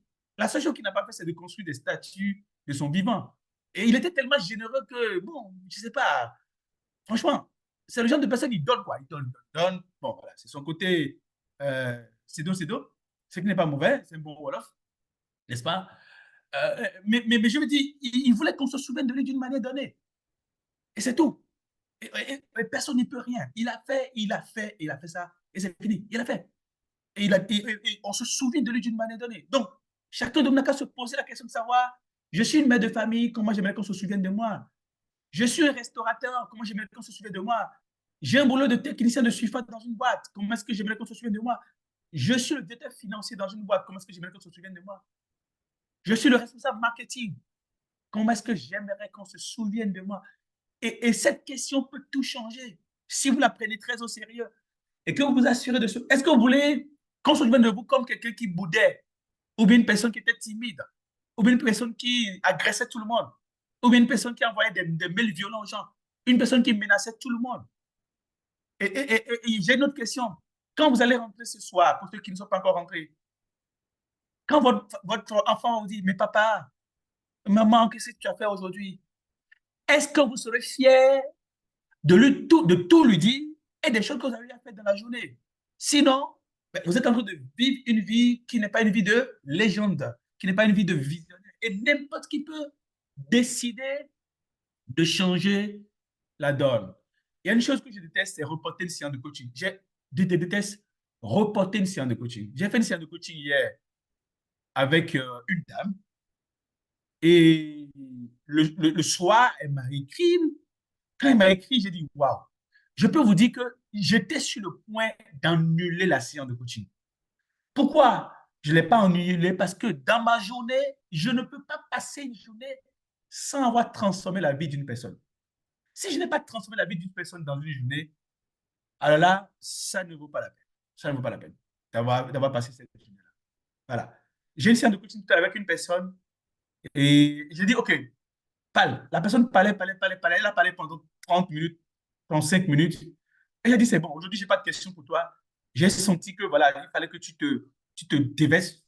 Et la personne s'est déversée, elle dit, d'accord. Je vais pas te... J'étais même sur le point de tomber dans mes réflexes de coach et de me mettre à poser des questions. Je dis, non, non, non, non, je ne pose pas de questions aujourd'hui. OK? On se parle tranquillement après. Et la personne dit, ah oui, ça m'a fait du bien. Donc, c'est tout. Et c'était ma façon. Le silence, l'écoute suffisait pour impacter la vie de quelqu'un aujourd'hui. Ce qui veut dire que je n'attendrai pas la semaine prochaine pour devenir transformateur de vie. Je dois l'être chaque jour. Et chacun des personnes que je m'efforce de transformer leur vie s'en souviendront. Et c'est de cette manière que j'aimerais qu'ils se souviennent de moi, de ma vie, etc.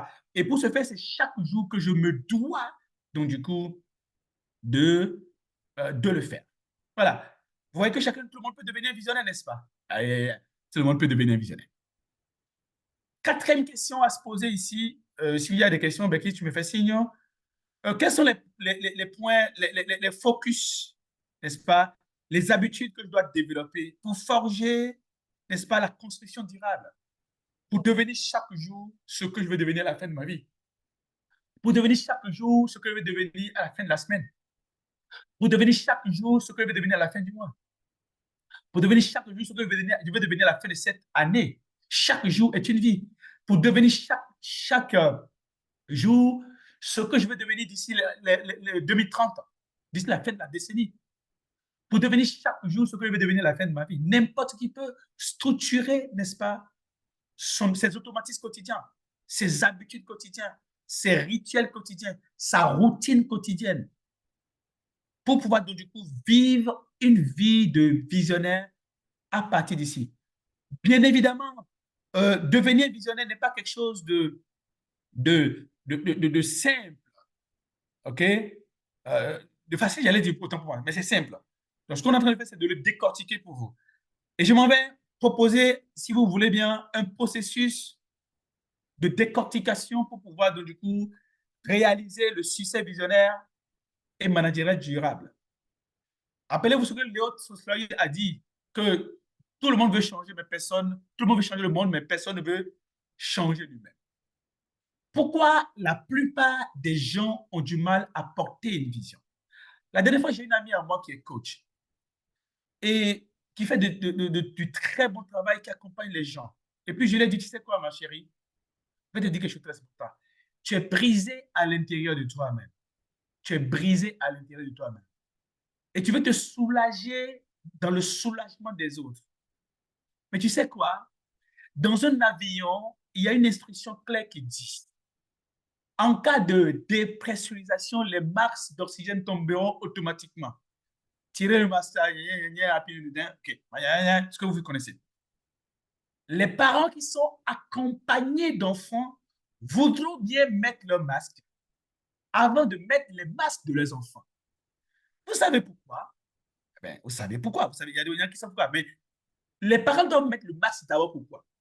Parce que si tu ne mets pas le masque pour bien respirer toi-même, tu ne peux pas sauver tes enfants qui t'accompagnent. Rappelez-vous, tout le monde veut changer le monde, mais personne ne veut changer lui-même.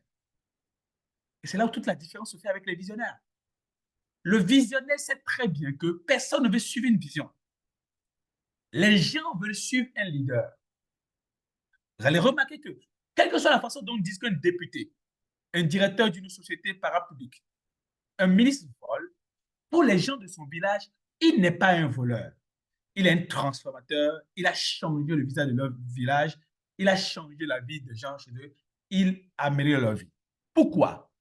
Parce que les gens aiment un leader, comme le dit John Maxwell, les gens aiment un leader avant d'aimer sa vie.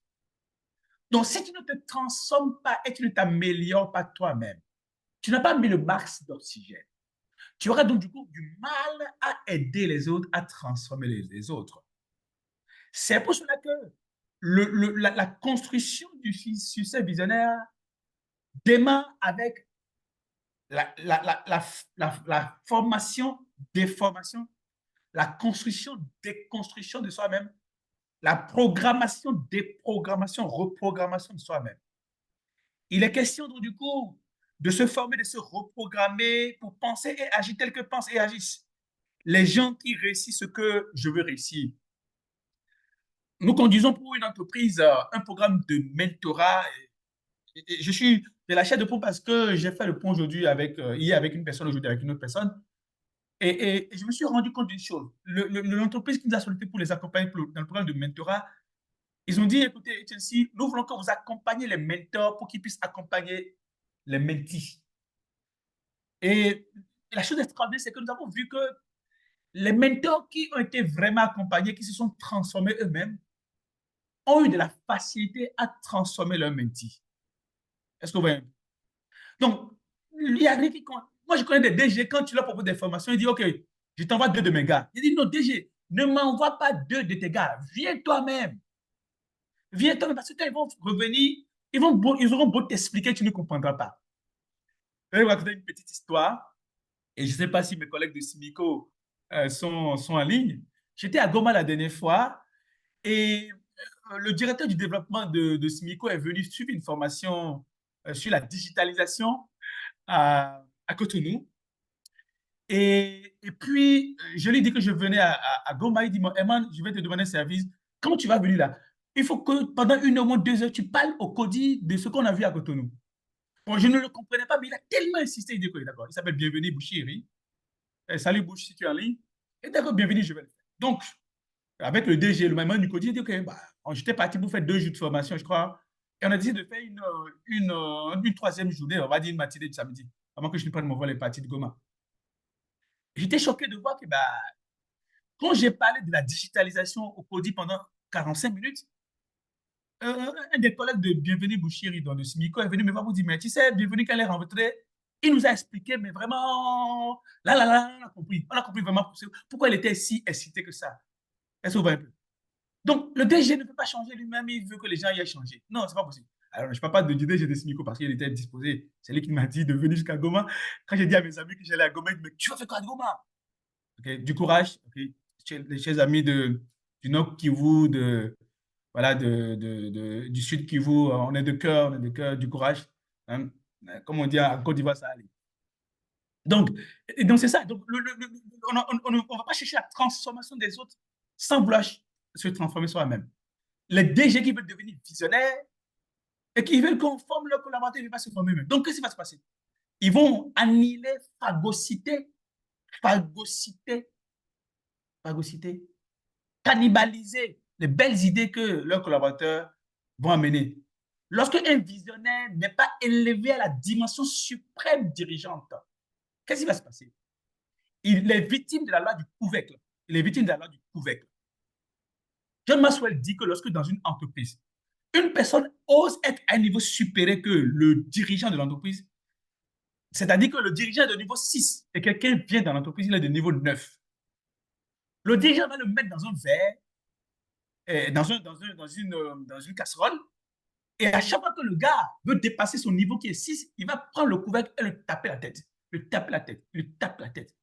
Donc, le gars va comprendre que, comme le DG est au niveau 6, la meilleure façon de réussir dans cette boîte, c'est d'être au niveau 5. Donc, son talent, son intelligence, tout ce qu'il sait faire, il va décider de se rabougrir. Bon, comme on lui paye un salaire, il va rester là le temps de trouver quelque chose ailleurs, ou bien il crée son entreprise à côté et il fait du showing up, comme on dit en anglais, il vient juste au boulot chaque jour. Et c'est à cause des dirigeants qui n'ont pas la vision transformative, qui leur donne la conscience que changer le monde commence par soi-même. Moi, je fais des conneries, je rends la vie dure à mes collaborateurs, je leur cause des torts, pas mes mauvaises décisions, mes mauvais choix. Mais les collaborateurs, ceux qui sont avec moi, ils sont conscients d'une chose. Dans notre industrie, Emman, avec les Zoumana, avec les Samsung, les Bekis, les coachs Aimé, Paul, Patrick Tré et autres, ils feront toujours les choses d'une manière différente qui nous inspire. Et ils ne vont pas nous dire faites seul. Ils vont faire ça ensemble avec nous. Ils vont nous montrer le chemin. Rappelez-vous, un leader, c'est celui qui connaît le chemin, a fait le chemin et peut montrer le chemin. la plupart des visionnaires ont du mal parce qu'ils ne se transforment pas eux-mêmes. Gaston Bachelard disait, la science doit se reformer en se refondant. Et la science doit se reformer en se refondant. Le leader doit se reformer en se refondant. Et c'est qu'il s'actualise. Vous voyez, on parle de agile leadership, agile management maintenant. Management agile, leadership agile, organisation agile. Mais comment pouvons-nous avoir des organisations agiles si les dirigeants ne sont pas agiles? C'est pour cela que le parcours de l'excellence visionnaire commence par se construire. Cette construction amènera le dirigeant, le manager à avoir une ouverture vers de nouvelles méthodes, de nouvelles approches, de nouvelles technologies, de nouvelles façons de faire, qui va tester de nouvelles formules, qui va tester pour produire du résultat. Il va ensuite les structurer en système, c'est-à-dire en des checklists, en des procédés, en des traitements de cas de figure, en des canevas, qui va donc former ses collaborateurs là-dessus, donner à ses collaborateurs, pour que les collaborateurs à leur tour puissent réaliser le miracle visionnaire. Ensuite, il va passer à l'étape 3. Il va identifier des leaders, des hommes et femmes, qui va inspirer, qui va former, qui va coacher, qui va accompagner à la lumière du système construit et bâti, grâce à son ouverture d'esprit, son élévation personnelle, sa douceur, sa proximité, sa simplicité, et les amener à passer à une dimension supérieure réussir à leur tour. Car, pour un leader, réussir, c'est réussir avec les autres et les faire réussir. Pour un leader, réussir, c'est réussir lui-même, réussir avec les autres et les faire réussir. Et c'est ça qui fait de lui un visionnaire. Mais qui ne sait pas s'il y a des questions dans le pipe entre-temps. Mais comme je le disais au début, donc, on a un livre exceptionnel sur le leadership visionnaire simplifié qui se trouve dans la bosse, euh, le SEO Pack, je vais y arriver, qui contient, on va dire, 5 autres livres.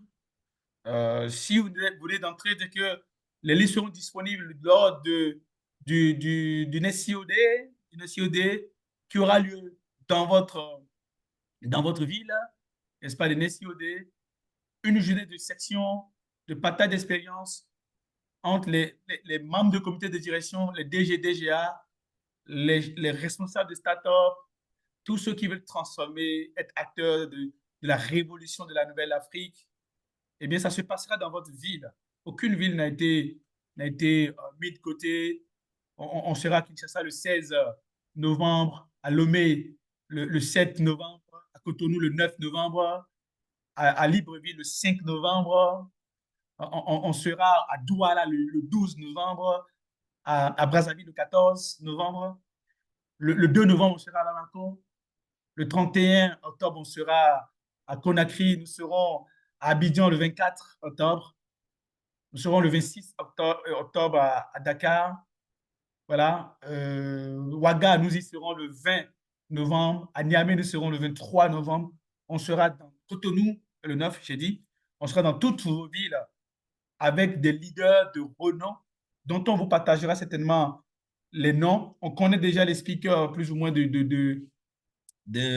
d'Abidjan et de Dakar, n'est-ce pas? Et de Cotonou.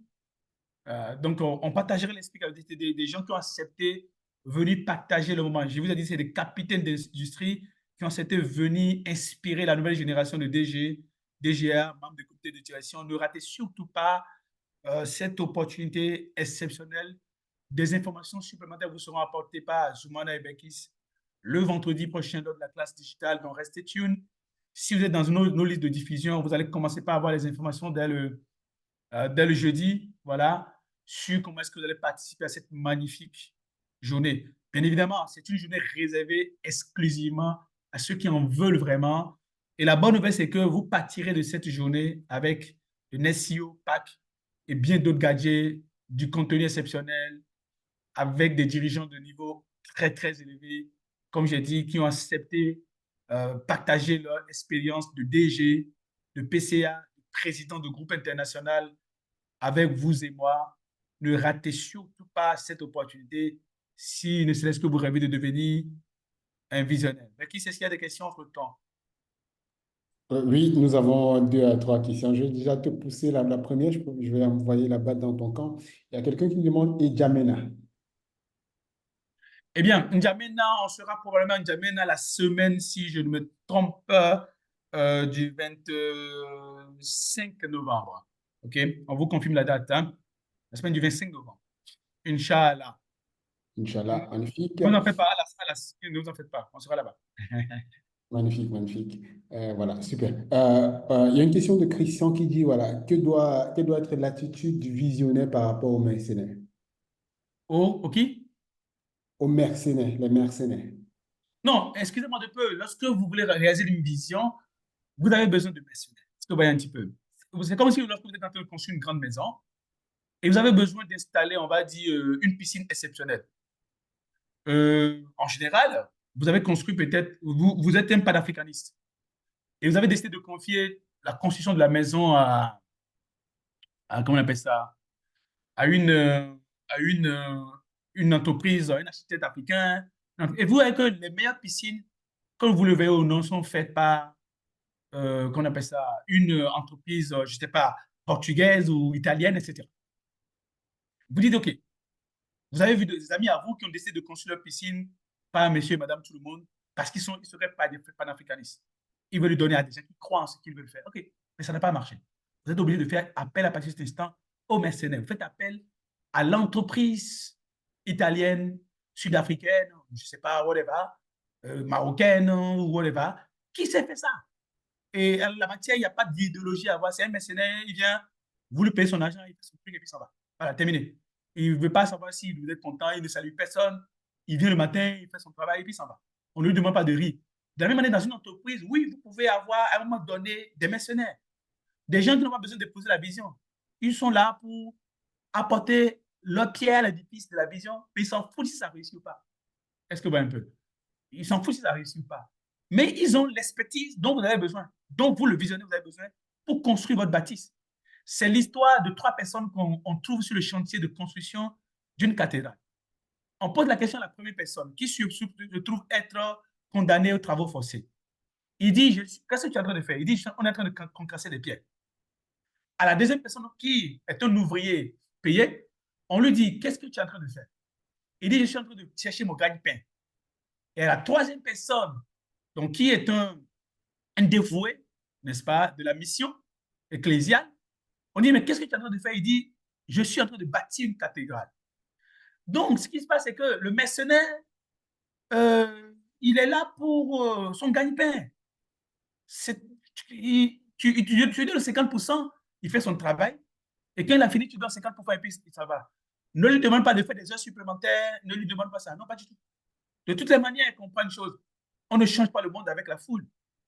On change le monde avec un groupuscule de gens qui sont, on appelle ça le mastermind, le mastermind, le cerveau collectif puissant, n'est-ce pas? Le mastermind, tu vois, les cerveaux du truc, la core team, la dream team, tu vois.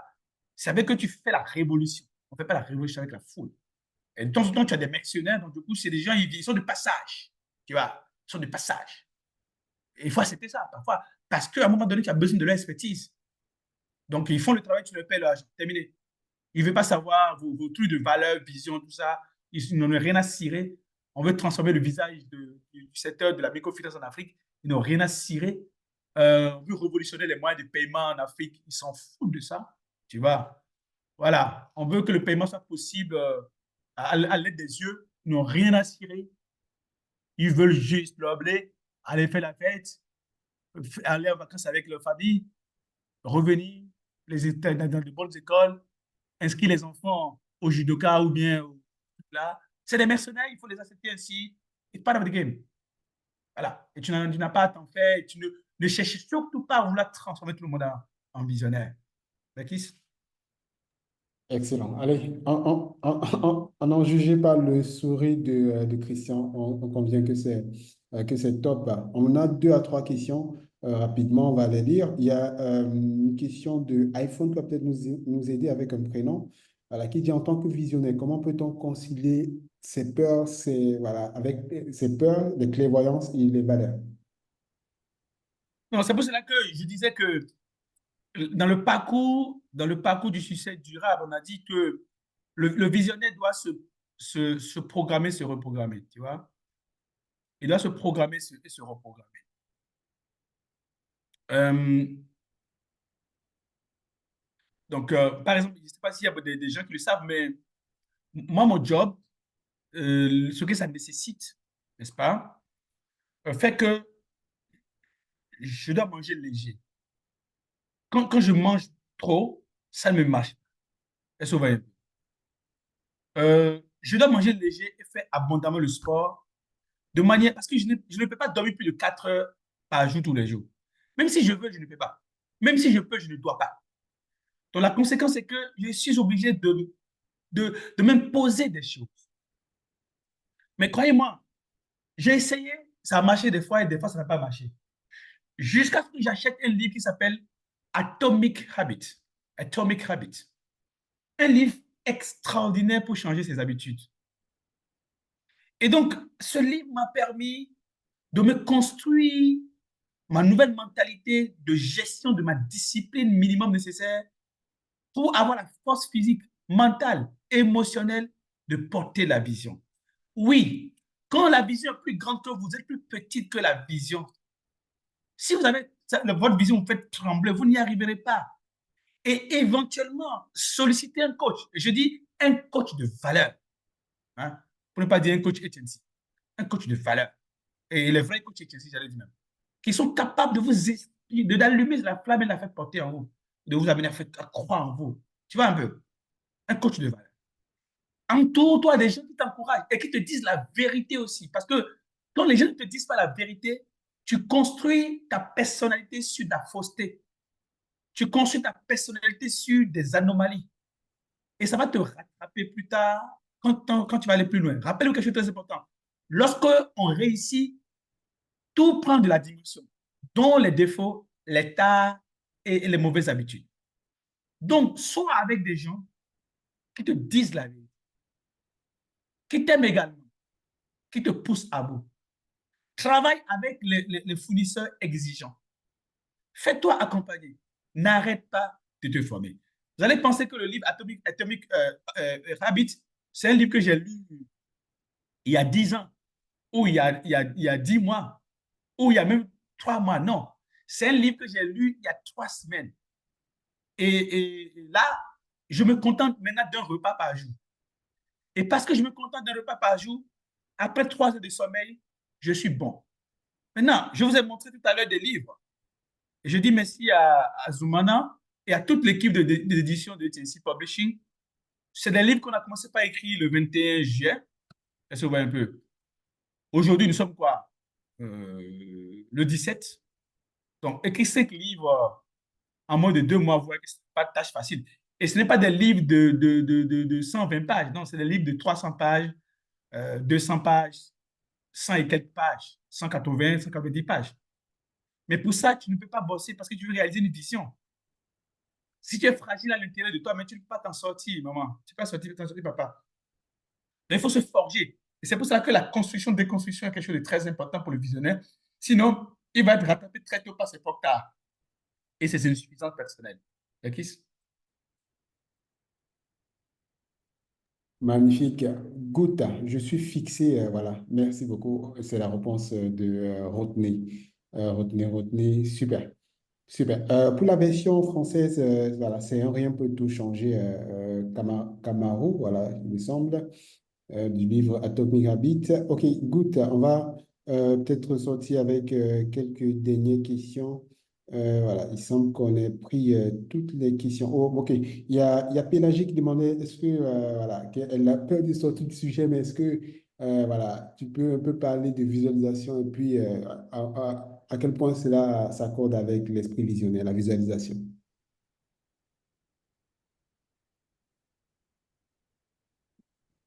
J'ai pas bien compris, Bekis.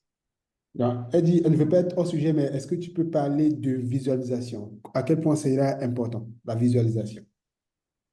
Non, encore une fois, oui, la particularité du visionnaire, c'est qu'il voit les choses autrement. Il voit les choses autrement. J'ai qu'on appelle ça, un ami à moi qui s'appelle Augustin Baguedi. Euh, il dit que le visionnaire, c'est quelqu'un qui a acheté un terrain au-delà du kilomètre X à la sortie de la ville. Hein, aussi, voilà, et puis, il vous amène sur le terrain. Vous arrivez sur le terrain, vous voyez de la broussaille. Mais lui, il voit une maison, un duplex, une maison avec 10 chambres, une maison euh, avec, qu'on appelle ça, un jacuzzi, une maison, il te dit l'étage sera là, la chambre des enfants sera là. Il vous montre le terrain de golf. Lui, il voit quelque chose de réalisé. Mais vous voyez de la broussaille. Le visionnaire, c'est quelqu'un qui accepte la transcendance. Vous savez, la plupart des gens qui ne sont pas visionnaires, qu'est-ce qu'ils font? Quand ils n'aiment pas la façon dont les choses se passent, ils critiquent comment les choses se passent. Le visionnaire, il transcende par rapport à la façon dont les choses se passent. On appelle ça la visualisation. Okay? Il voit l'idéal. Il voit l'idéal. Là où la plupart des gens voient la pourriture. Il voit le possible, là où les gens voient l'impossible. Il voit le réalisable, là où les gens voient la caducité. Il voit l'amélioration, là où les autres voient la régression. Est-ce que vous voyez un peu? Et c'est ça qui fait la particularité donc, du coup du visionnaire. Il voit une maison là où les autres voyaient la broussaille. Donc, cette capacité de transcendance-là, un jour, je me rappelle quand j'ai commencé ce truc, en 2009, je faisais une formation pour une entreprise qui était sur une plateforme aéroportuaire en 2009. Et à la sortie de la formation, à la pause café, euh, un vieux père m'a dit, mais Herman, tu veux nous changer quoi? C'était au Bénin. Il a parlé ça dans un accent très béninois. Herman, tu veux nous changer quoi? Ah, je n'arrive même plus à faire l'imitation.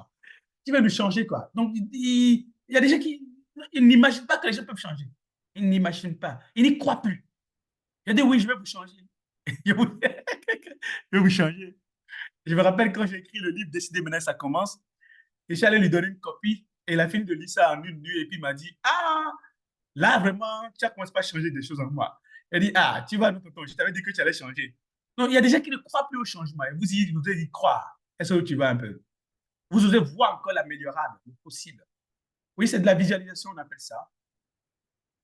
Voilà. Vous savez, il y a trois questions que moi je me pose chaque fois quand je me réveille. Je me pose la question suivante. Herman, quel est l'objectif? Je cite l'objectif. Deuxième question. À quoi les choses doivent ressembler, sachant que tout s'est bien passé? À quoi les choses doivent ressembler, sachant que tout s'est bien passé? Et je visualise la façon dont les choses ressemblent, sachant que tout s'est bien passé. Et puis, je me pose une troisième question. Comment tu te sens, sachant que tout s'est bien passé? Et je me sens tellement bien, sachant que tout s'est bien passé. Bien évidemment, la journée commence, elle peut être terrible. Mais également, je vois l'objectif, focus. Je vois que les choses se passent bien. Je vois l'amélioration finale, progressive. Et les autres voient la complication, la difficulté. Je visualise l'amélioration. Et je me sens comme je me sentirais si tout était parfait. Et les autres sont dans l'amertume, ils souffrent du fait qu'ils ont des difficultés, etc. Et je suis en lévitation, ce qui me donne l'énergie pour piloter la vision. Voilà.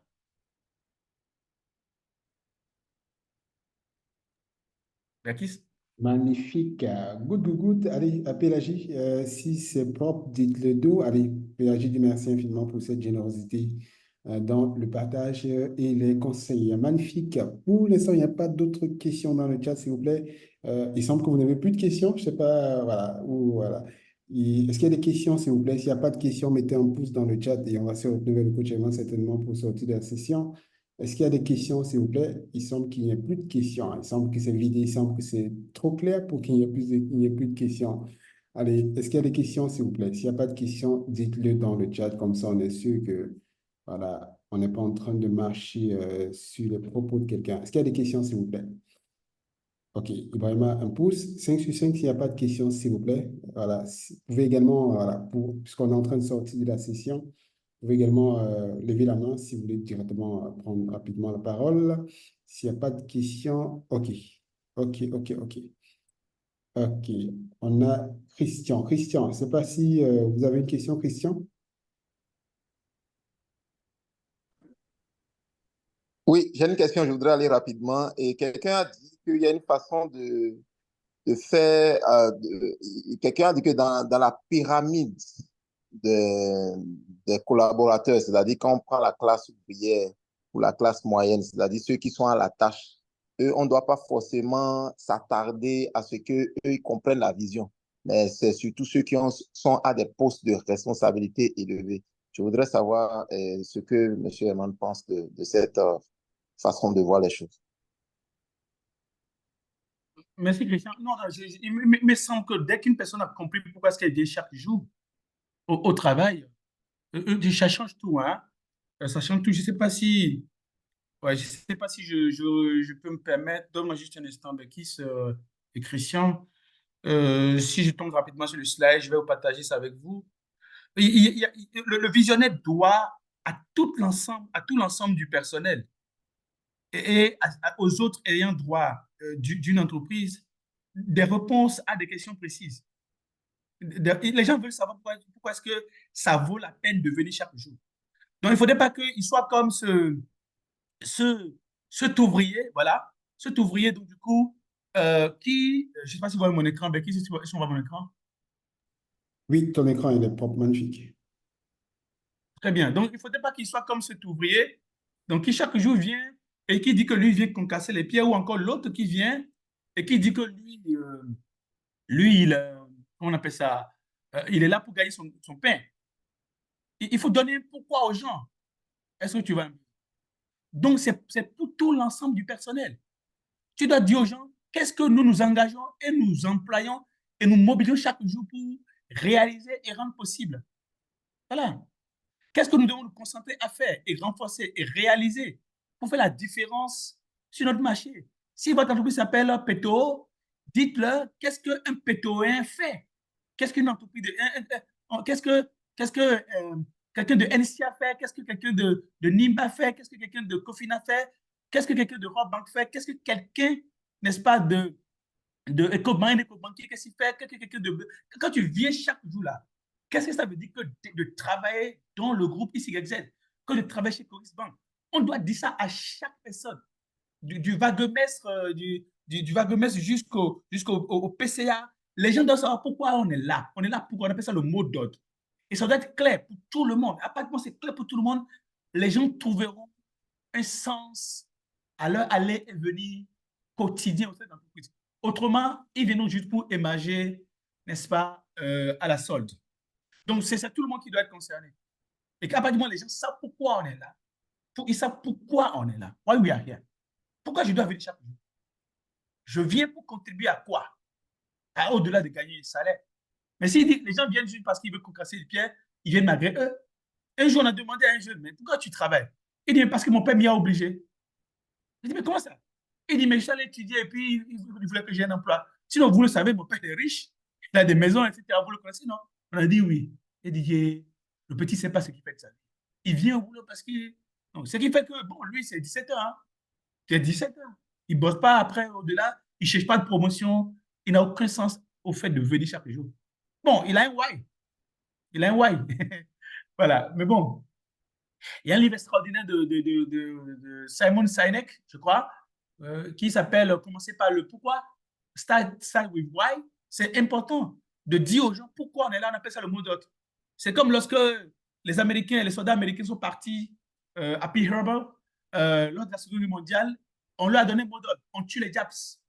On tue tous les Japs. Puis ils sont arrivés sur une Japs, une petite fille qui tremblait parce que ses parents sont morts. Et puis un soldat dit, on le tue ou on ne le tue pas? En ce moment, il n'y avait pas la convention de Genève, je suppose. Quelqu'un dit, on le tue ou on ne le tue pas? Et le gars, dit, mais on est là pour tuer les Japs. Tu n'as pas l'impression que c'est une Japs? Elle dit, oui, on ne s'en fout des soldats. Puis, ils l'ont tué. Parce que le mot est clair. Des généraux jusqu'au plus petit subalterne de l'armée, on est à Pearl pour tuer les Japs. Un point bas. Voilà. Le mot d'ordre doit être clair. Voilà. Donc, il faut clarifier le mot d'ordre pour tout le monde. Question? Bekis? Magnifique. Christian, est-ce que c'est clair, Christian? Si c'est le cas, ok, Christian dit super. Rapidement, coach Eman, je ne sais pas si tu permets que je prenne une ou deux autres questions pour sortir. On est là, on est là, on est là, on est là. Pas de souci. Ok, ok. On a Aziz qui dit que faire lorsque les collaborateurs ne comprennent pas la vision et refusent le processus en exigeant des résultats immédiats. Dans le Encore, cas... non, encore une fois, quand une personne a une douleur, donnez-lui une pommade. OK? Tu ne peux pas demander aux gens de marcher et courir alors qu'ils ont des douleurs. Voilà. Donc, je ne sais pas si vous avez regardé le magnifique, il y a un magnifique reportage de CNN sur les hôpitaux en train. C'est-à-dire que pour éviter qu'on bombarde les blessés de guerre, les Ukrainiens ont transformé les trains en hôpital pour soigner donc, du coup, les blessés de guerre. Donc, quand quelqu'un est blessé sur le terrain, quelqu'un vit mal, la personne est peut-être endeuillée, un parent à lui est souffrant actuellement, il le vit mal, il a besoin d'attention, il a besoin d'être guéri, d'être guéri. Oui, le visionnaire s'occupe de ces choses-là aussi. Et à cause de ça, l'engagement d'une personne peut diminuer. Moi, je vis ça tous les jours. Et ça ne me choque pas que l'engagement des gens diminue parce qu'en fait, je dis, OK, il a besoin d'aide. Il n'arrive pas à se refaire. Et si tu peux l'aider psychologiquement, tant mieux. Mais oui, le visionnaire aussi, il fait ça. Il s'assure de ce que les blessés, pendant qu'on est sur le champ de bataille, les blessés sont en train d'être guéris. Que ceux qui ont besoin d'un peu de repos, on les a renvoyés dans les tranchées pour dormir. On fait ça aussi quand on est visionnaire. Sinon, ben, tiens, tes hommes vont t'abandonner. Hein. Il faut Magnifique. s'occuper des gens. Si tu as que tu as besoin d'eux, il faut s'occuper des gens. Maintenant, si tu penses que tu n'as pas besoin d'eux, OK, ben, asseyez-vous et puis chacun n'a qu'à trouver son chemin. Mais il faut pas faire attention aux gens qui se plaignent du fait que ça ne marche pas. Il faut pas faire attention aux gens qui demandent plus de moyens. Vérifie parmi ceux qui ne demandent pas trop de moyens, ceux qui sont prêts à mouiller le maillot, et puis peut-être vous allez bâtir à partir de là. On ne change pas le monde avec la foule, hein. On ne le fait pas comme quête progressive. 33% d'adhésion suffit pour pouvoir diriger un pays. 33% d'adhésion. Macron, il est est-ce qu'il n'est pas à moins de 30% actuellement? Voilà. Mais il a dirigé, au moment où il dirigeait encore le pays bien, il était à moins de 35% d'adhésion et puis il s'en sortait bien. Donc, un visionnaire peut faire de la transformation même sans grandes adhésions, sans grande adhésion. Ok. Mais il C'est faut vrai. s'occuper des gens si on a besoin d'eux. C'est du gagnant-gagnant. Tu veux que les gens se tuent dans ta vision, bah, montre-leur que tu es prêt à te tuer pour eux. Sinon, ils vont t'abandonner. Magnifique. Aziz, je ne sais pas si c'est clair.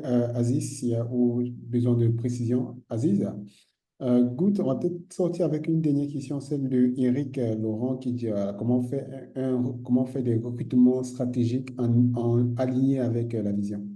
Ah, c'est très simple. On a dit tout à l'heure qu'on connaît le mot d'ordre. On sait qui peut faire le job. Quel type de personne on veut. Très bien. Question importante. Lorsqu'on veut faire du recrutement, il y a trois moments clés du recrutement. Le premier moment clé, c'est le feeling. Est-ce que tu le sens? John Maxwell dit que quand tu veux recruter une personne, il faut te poser la question suivante. Est-ce que sa tête te plaît? C'est-à-dire que si tu vas au supermarché et qu'une personne comme ça passe pas les rayons, est-ce que tu l'as vu dans un rayon? Est-ce que tu seras heureux d'aller le saluer, de le prendre dans ses bras, de lui faire un hug et dire, ah, ça va, ah, c'est ta fille? Est-ce que tu auras la joie de parler à la personne? Sinon, il n'y a pas le feeling. Il n'y a pas le feeling. Et quand il n'y a pas le feeling, même si c'est la personne la plus compétente au monde, ça ne marche pas. Voilà. Par exemple, moi, j'ai du mal à bosser avec des gens qui sont vilains. Ne me demandez pas quelle est ma définition du mot vilain, hein, mais j'ai du mal à bosser avec les gens qui sont pas. Quand quelqu'un n'est pas. Non, je ne dis pas beau. Je dis quand quelqu'un est vilain, j'ai du mal à bosser avec. Aïe. Et ça, c'est quoi? Parce que c'est le feeling. Est-ce que je serai à l'aise avec une telle personne? Tu vois, je peux rencontrer une personne en recrutement et son odeur ne me plaît pas. Et je dis, OK, je ne vais pas bosser avec la personne. Parce que la personne est incompatible. Je suis incompatible avec la personne est incompatible avec moi. Pourquoi je vais le mettre dans le bateau de la vision? Vous savez que à l'époque, quand on faisait encore les bateaux étaient encore faits avec du bois, il y a ce qu'on appelait la chasse aux rongeurs. Donc, avant qu'un bateau ne puisse monter en mer, c'est pas amarrer, c'est plutôt comment on dit, on vérifie s'il n'y a pas de rongeurs dans le bateau. Parce que s'il y a des rongeurs dans le bateau, ils vont passer le temps, pendant tout le long du voyage, ils vont commencer par ronger le bateau et vous allez commencer par couler. Il m'est arrivé de laisser des rongeurs ronger le bateau. Ils ont rongé le bateau, je te dis. Ils ont rongé le bateau. Et quand la tempête est arrivée, on n'a pas tenu. J'ai laissé les rongeurs ronger le bateau. Donc, feeling. Ensuite, le fit-in. Le fit-in. Ça veut dire quoi? Est-ce qu'une personne comme ça, de par son attitude, de par sa façon d'être, est-ce qu'elle peut suivre notre rythme? Est-ce qu'elle peut, est-ce qu'elle peut suivre, par exemple, chez nous, à ici, on a des idioties. On blague avec tout.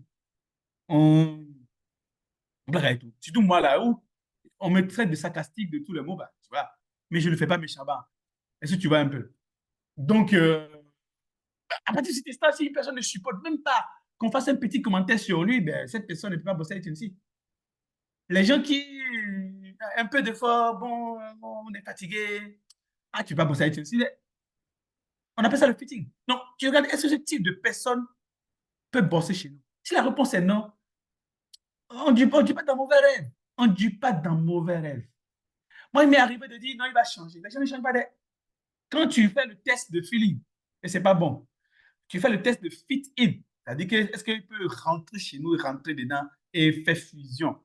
Et que la réponse est non là. Et maman Nagaï, il ne faut pas te rentrer dedans parce qu'on ne dit pas dans mauvais rêve.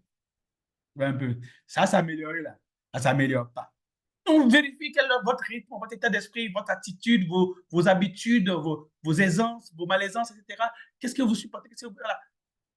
Si une personne ne supporte pas, elle ne supportera pas. Ni hier, ni aujourd'hui, ni après-demain, ni dans 20 ans. Tu vois, les meilleurs coachs que moi je connais ici, c'est des gens qui font des blagues déplacées. Au début, nous, on croyait que nos clients dans les formations n'aiment pas les blagues déplacées. Il y en a qui continuent de faire croire qu'ils n'aiment pas. La dernière fois, j'étais dans une formation. On m'a dit, les gars n'aiment pas les blagues déplacées. J'ai dit, OK. J'ai trouvé une façon de les faire rire. On arrive jusqu'à. Mais au fur et à mesure qu'on riait, qu'on se comprenait, c'est eux qui ont commencé à faire des blagues déplacées. Au point, ils ont même fait une vilaine blague déplacée après. Donc, j'ai dit à mes collègues, mais voyez, c'est pas moi qui ai fait des blagues déplacées, c'est eux. Hein. Les gens aiment quand il y a le fit-in. Quand on est en fusion, là, tout est permis. Bref, fermons la parenthèse. Donc, il faut faire le test. Et ne met pas, il ne faut pas mettre des tomates pourries dans le truc, là. Il va te pourrir. C'est des fossoyeurs, c'est des rongeurs. Tu mets le bateau en mer, tu amarres, et les rongeurs sont dans le bateau. Ils vont le ronger, le bateau va couler. Parce qu'ils sont toxiques. Tu vois, ils sont toxiques. Et comme ils savent qu'ils ont rongé le bateau, ils disent que vous n'allez pas arriver à destination, que ça va couler bientôt. Parce qu'ils savent très bien qu'ils l'ont rongé. Tu vois, des fossoyeurs. Parce que c'est un peu. Donc, il faut faire la chasse aux rongeurs. Et puis, troisième et dernière chose, si ça ne marche pas, ça ne marchera pas. Tu vois, dans le fitting, le feeling et le fitting, mais si ça ne marche pas, ça ne marchera pas. John Maxwell, non, c'est pas John Maxwell, je ne sais plus trop. Quelqu'un me dit, mais Eman, si tu as du mal à te séparer d'un collaborateur, il y a une seule question qui compte. Si je devais recruter à nouveau, est-ce que je recruterais celui-là? Si la réponse est non, ce n'est pas la peine. Voilà. Parce que mais ça, c'est peut-être la partie la plus dure pour nous. Nous séparer des gens qu'on croit qu'un jour ils vont changer. S'il n'a pas changé, il ne changera pas. Même moi qui crois au changement, je dis que s'il n'a pas changé, il ne changera pas. Ce n'est pas parce qu'il ne va pas réussir ailleurs, il va réussir bien ailleurs. Mais chez vous, là, dans votre vision, là, dans le cas de vos valeurs, de vos attitudes, de votre climat, là, de votre façon d'être, de votre symbiose, il ne fit pas in. Ça ne va pas aller. Voilà. Bref. Bakis?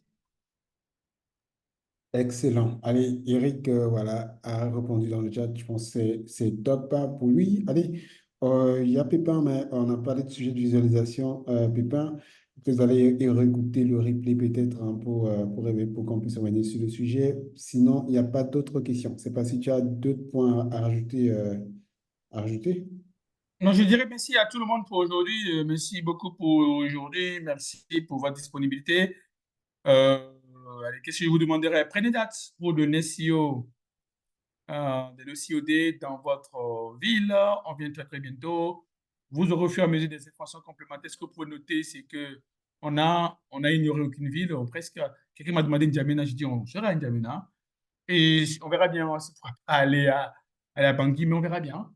Mais dans tous les pays francophones d'Afrique de l'Ouest et du Centre, on viendra avec la NSIOD, avec des dirigeants, des formateurs de haut niveau, des capitaines d'industrie de très haut niveau qui savent de quoi ils parlent quand ils prennent la parole.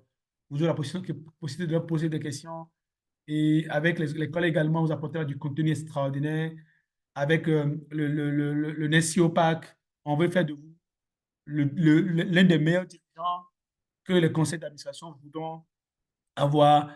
Le NESIOD, c'est pour inspirer, outiller la nouvelle génération de dirigeants de DG, DGA, membres des comités de direction capables de transformer les entreprises africaines et les mettre sur les rails de la percée nationale, régionale et mondiale. Si vous voulez faire partie de cette aventure, rendez-vous à votre date. On commence à Abidjan le 24 octobre, 26 octobre pour Dakar, le 31 novembre pour Conakry. Nous serons le 2 à Bamako. Le 31 octobre pour Conakry, le 2 novembre à Bamako, le 5 novembre à Libreville, le 7 novembre à Lomé, le 9 novembre à Cotonou, le 12 à Douala, le 14 à Brazzaville, le 16 novembre, on sera à Kinshasa, n'est-ce pas? Le 20, on sera à Ouaga, le 23, on sera à Niamey, et Inch'Allah, le 27, on sera à Djamena. Et bien voilà, on ne sera pas tout. À vous de prendre date, on vous donne plus d'informations, les jours et heures à venir. Merci Bekis, merci à tous, bonne soirée. Merci d'avoir participé massivement à cette classe digitale. Je ne savais pas que vous serez si nombreux que ça. On se dit à vendredi pour un nouveau numéro de classe digitale spéciale dédiée de NSIOD. Bye bye. Ciao.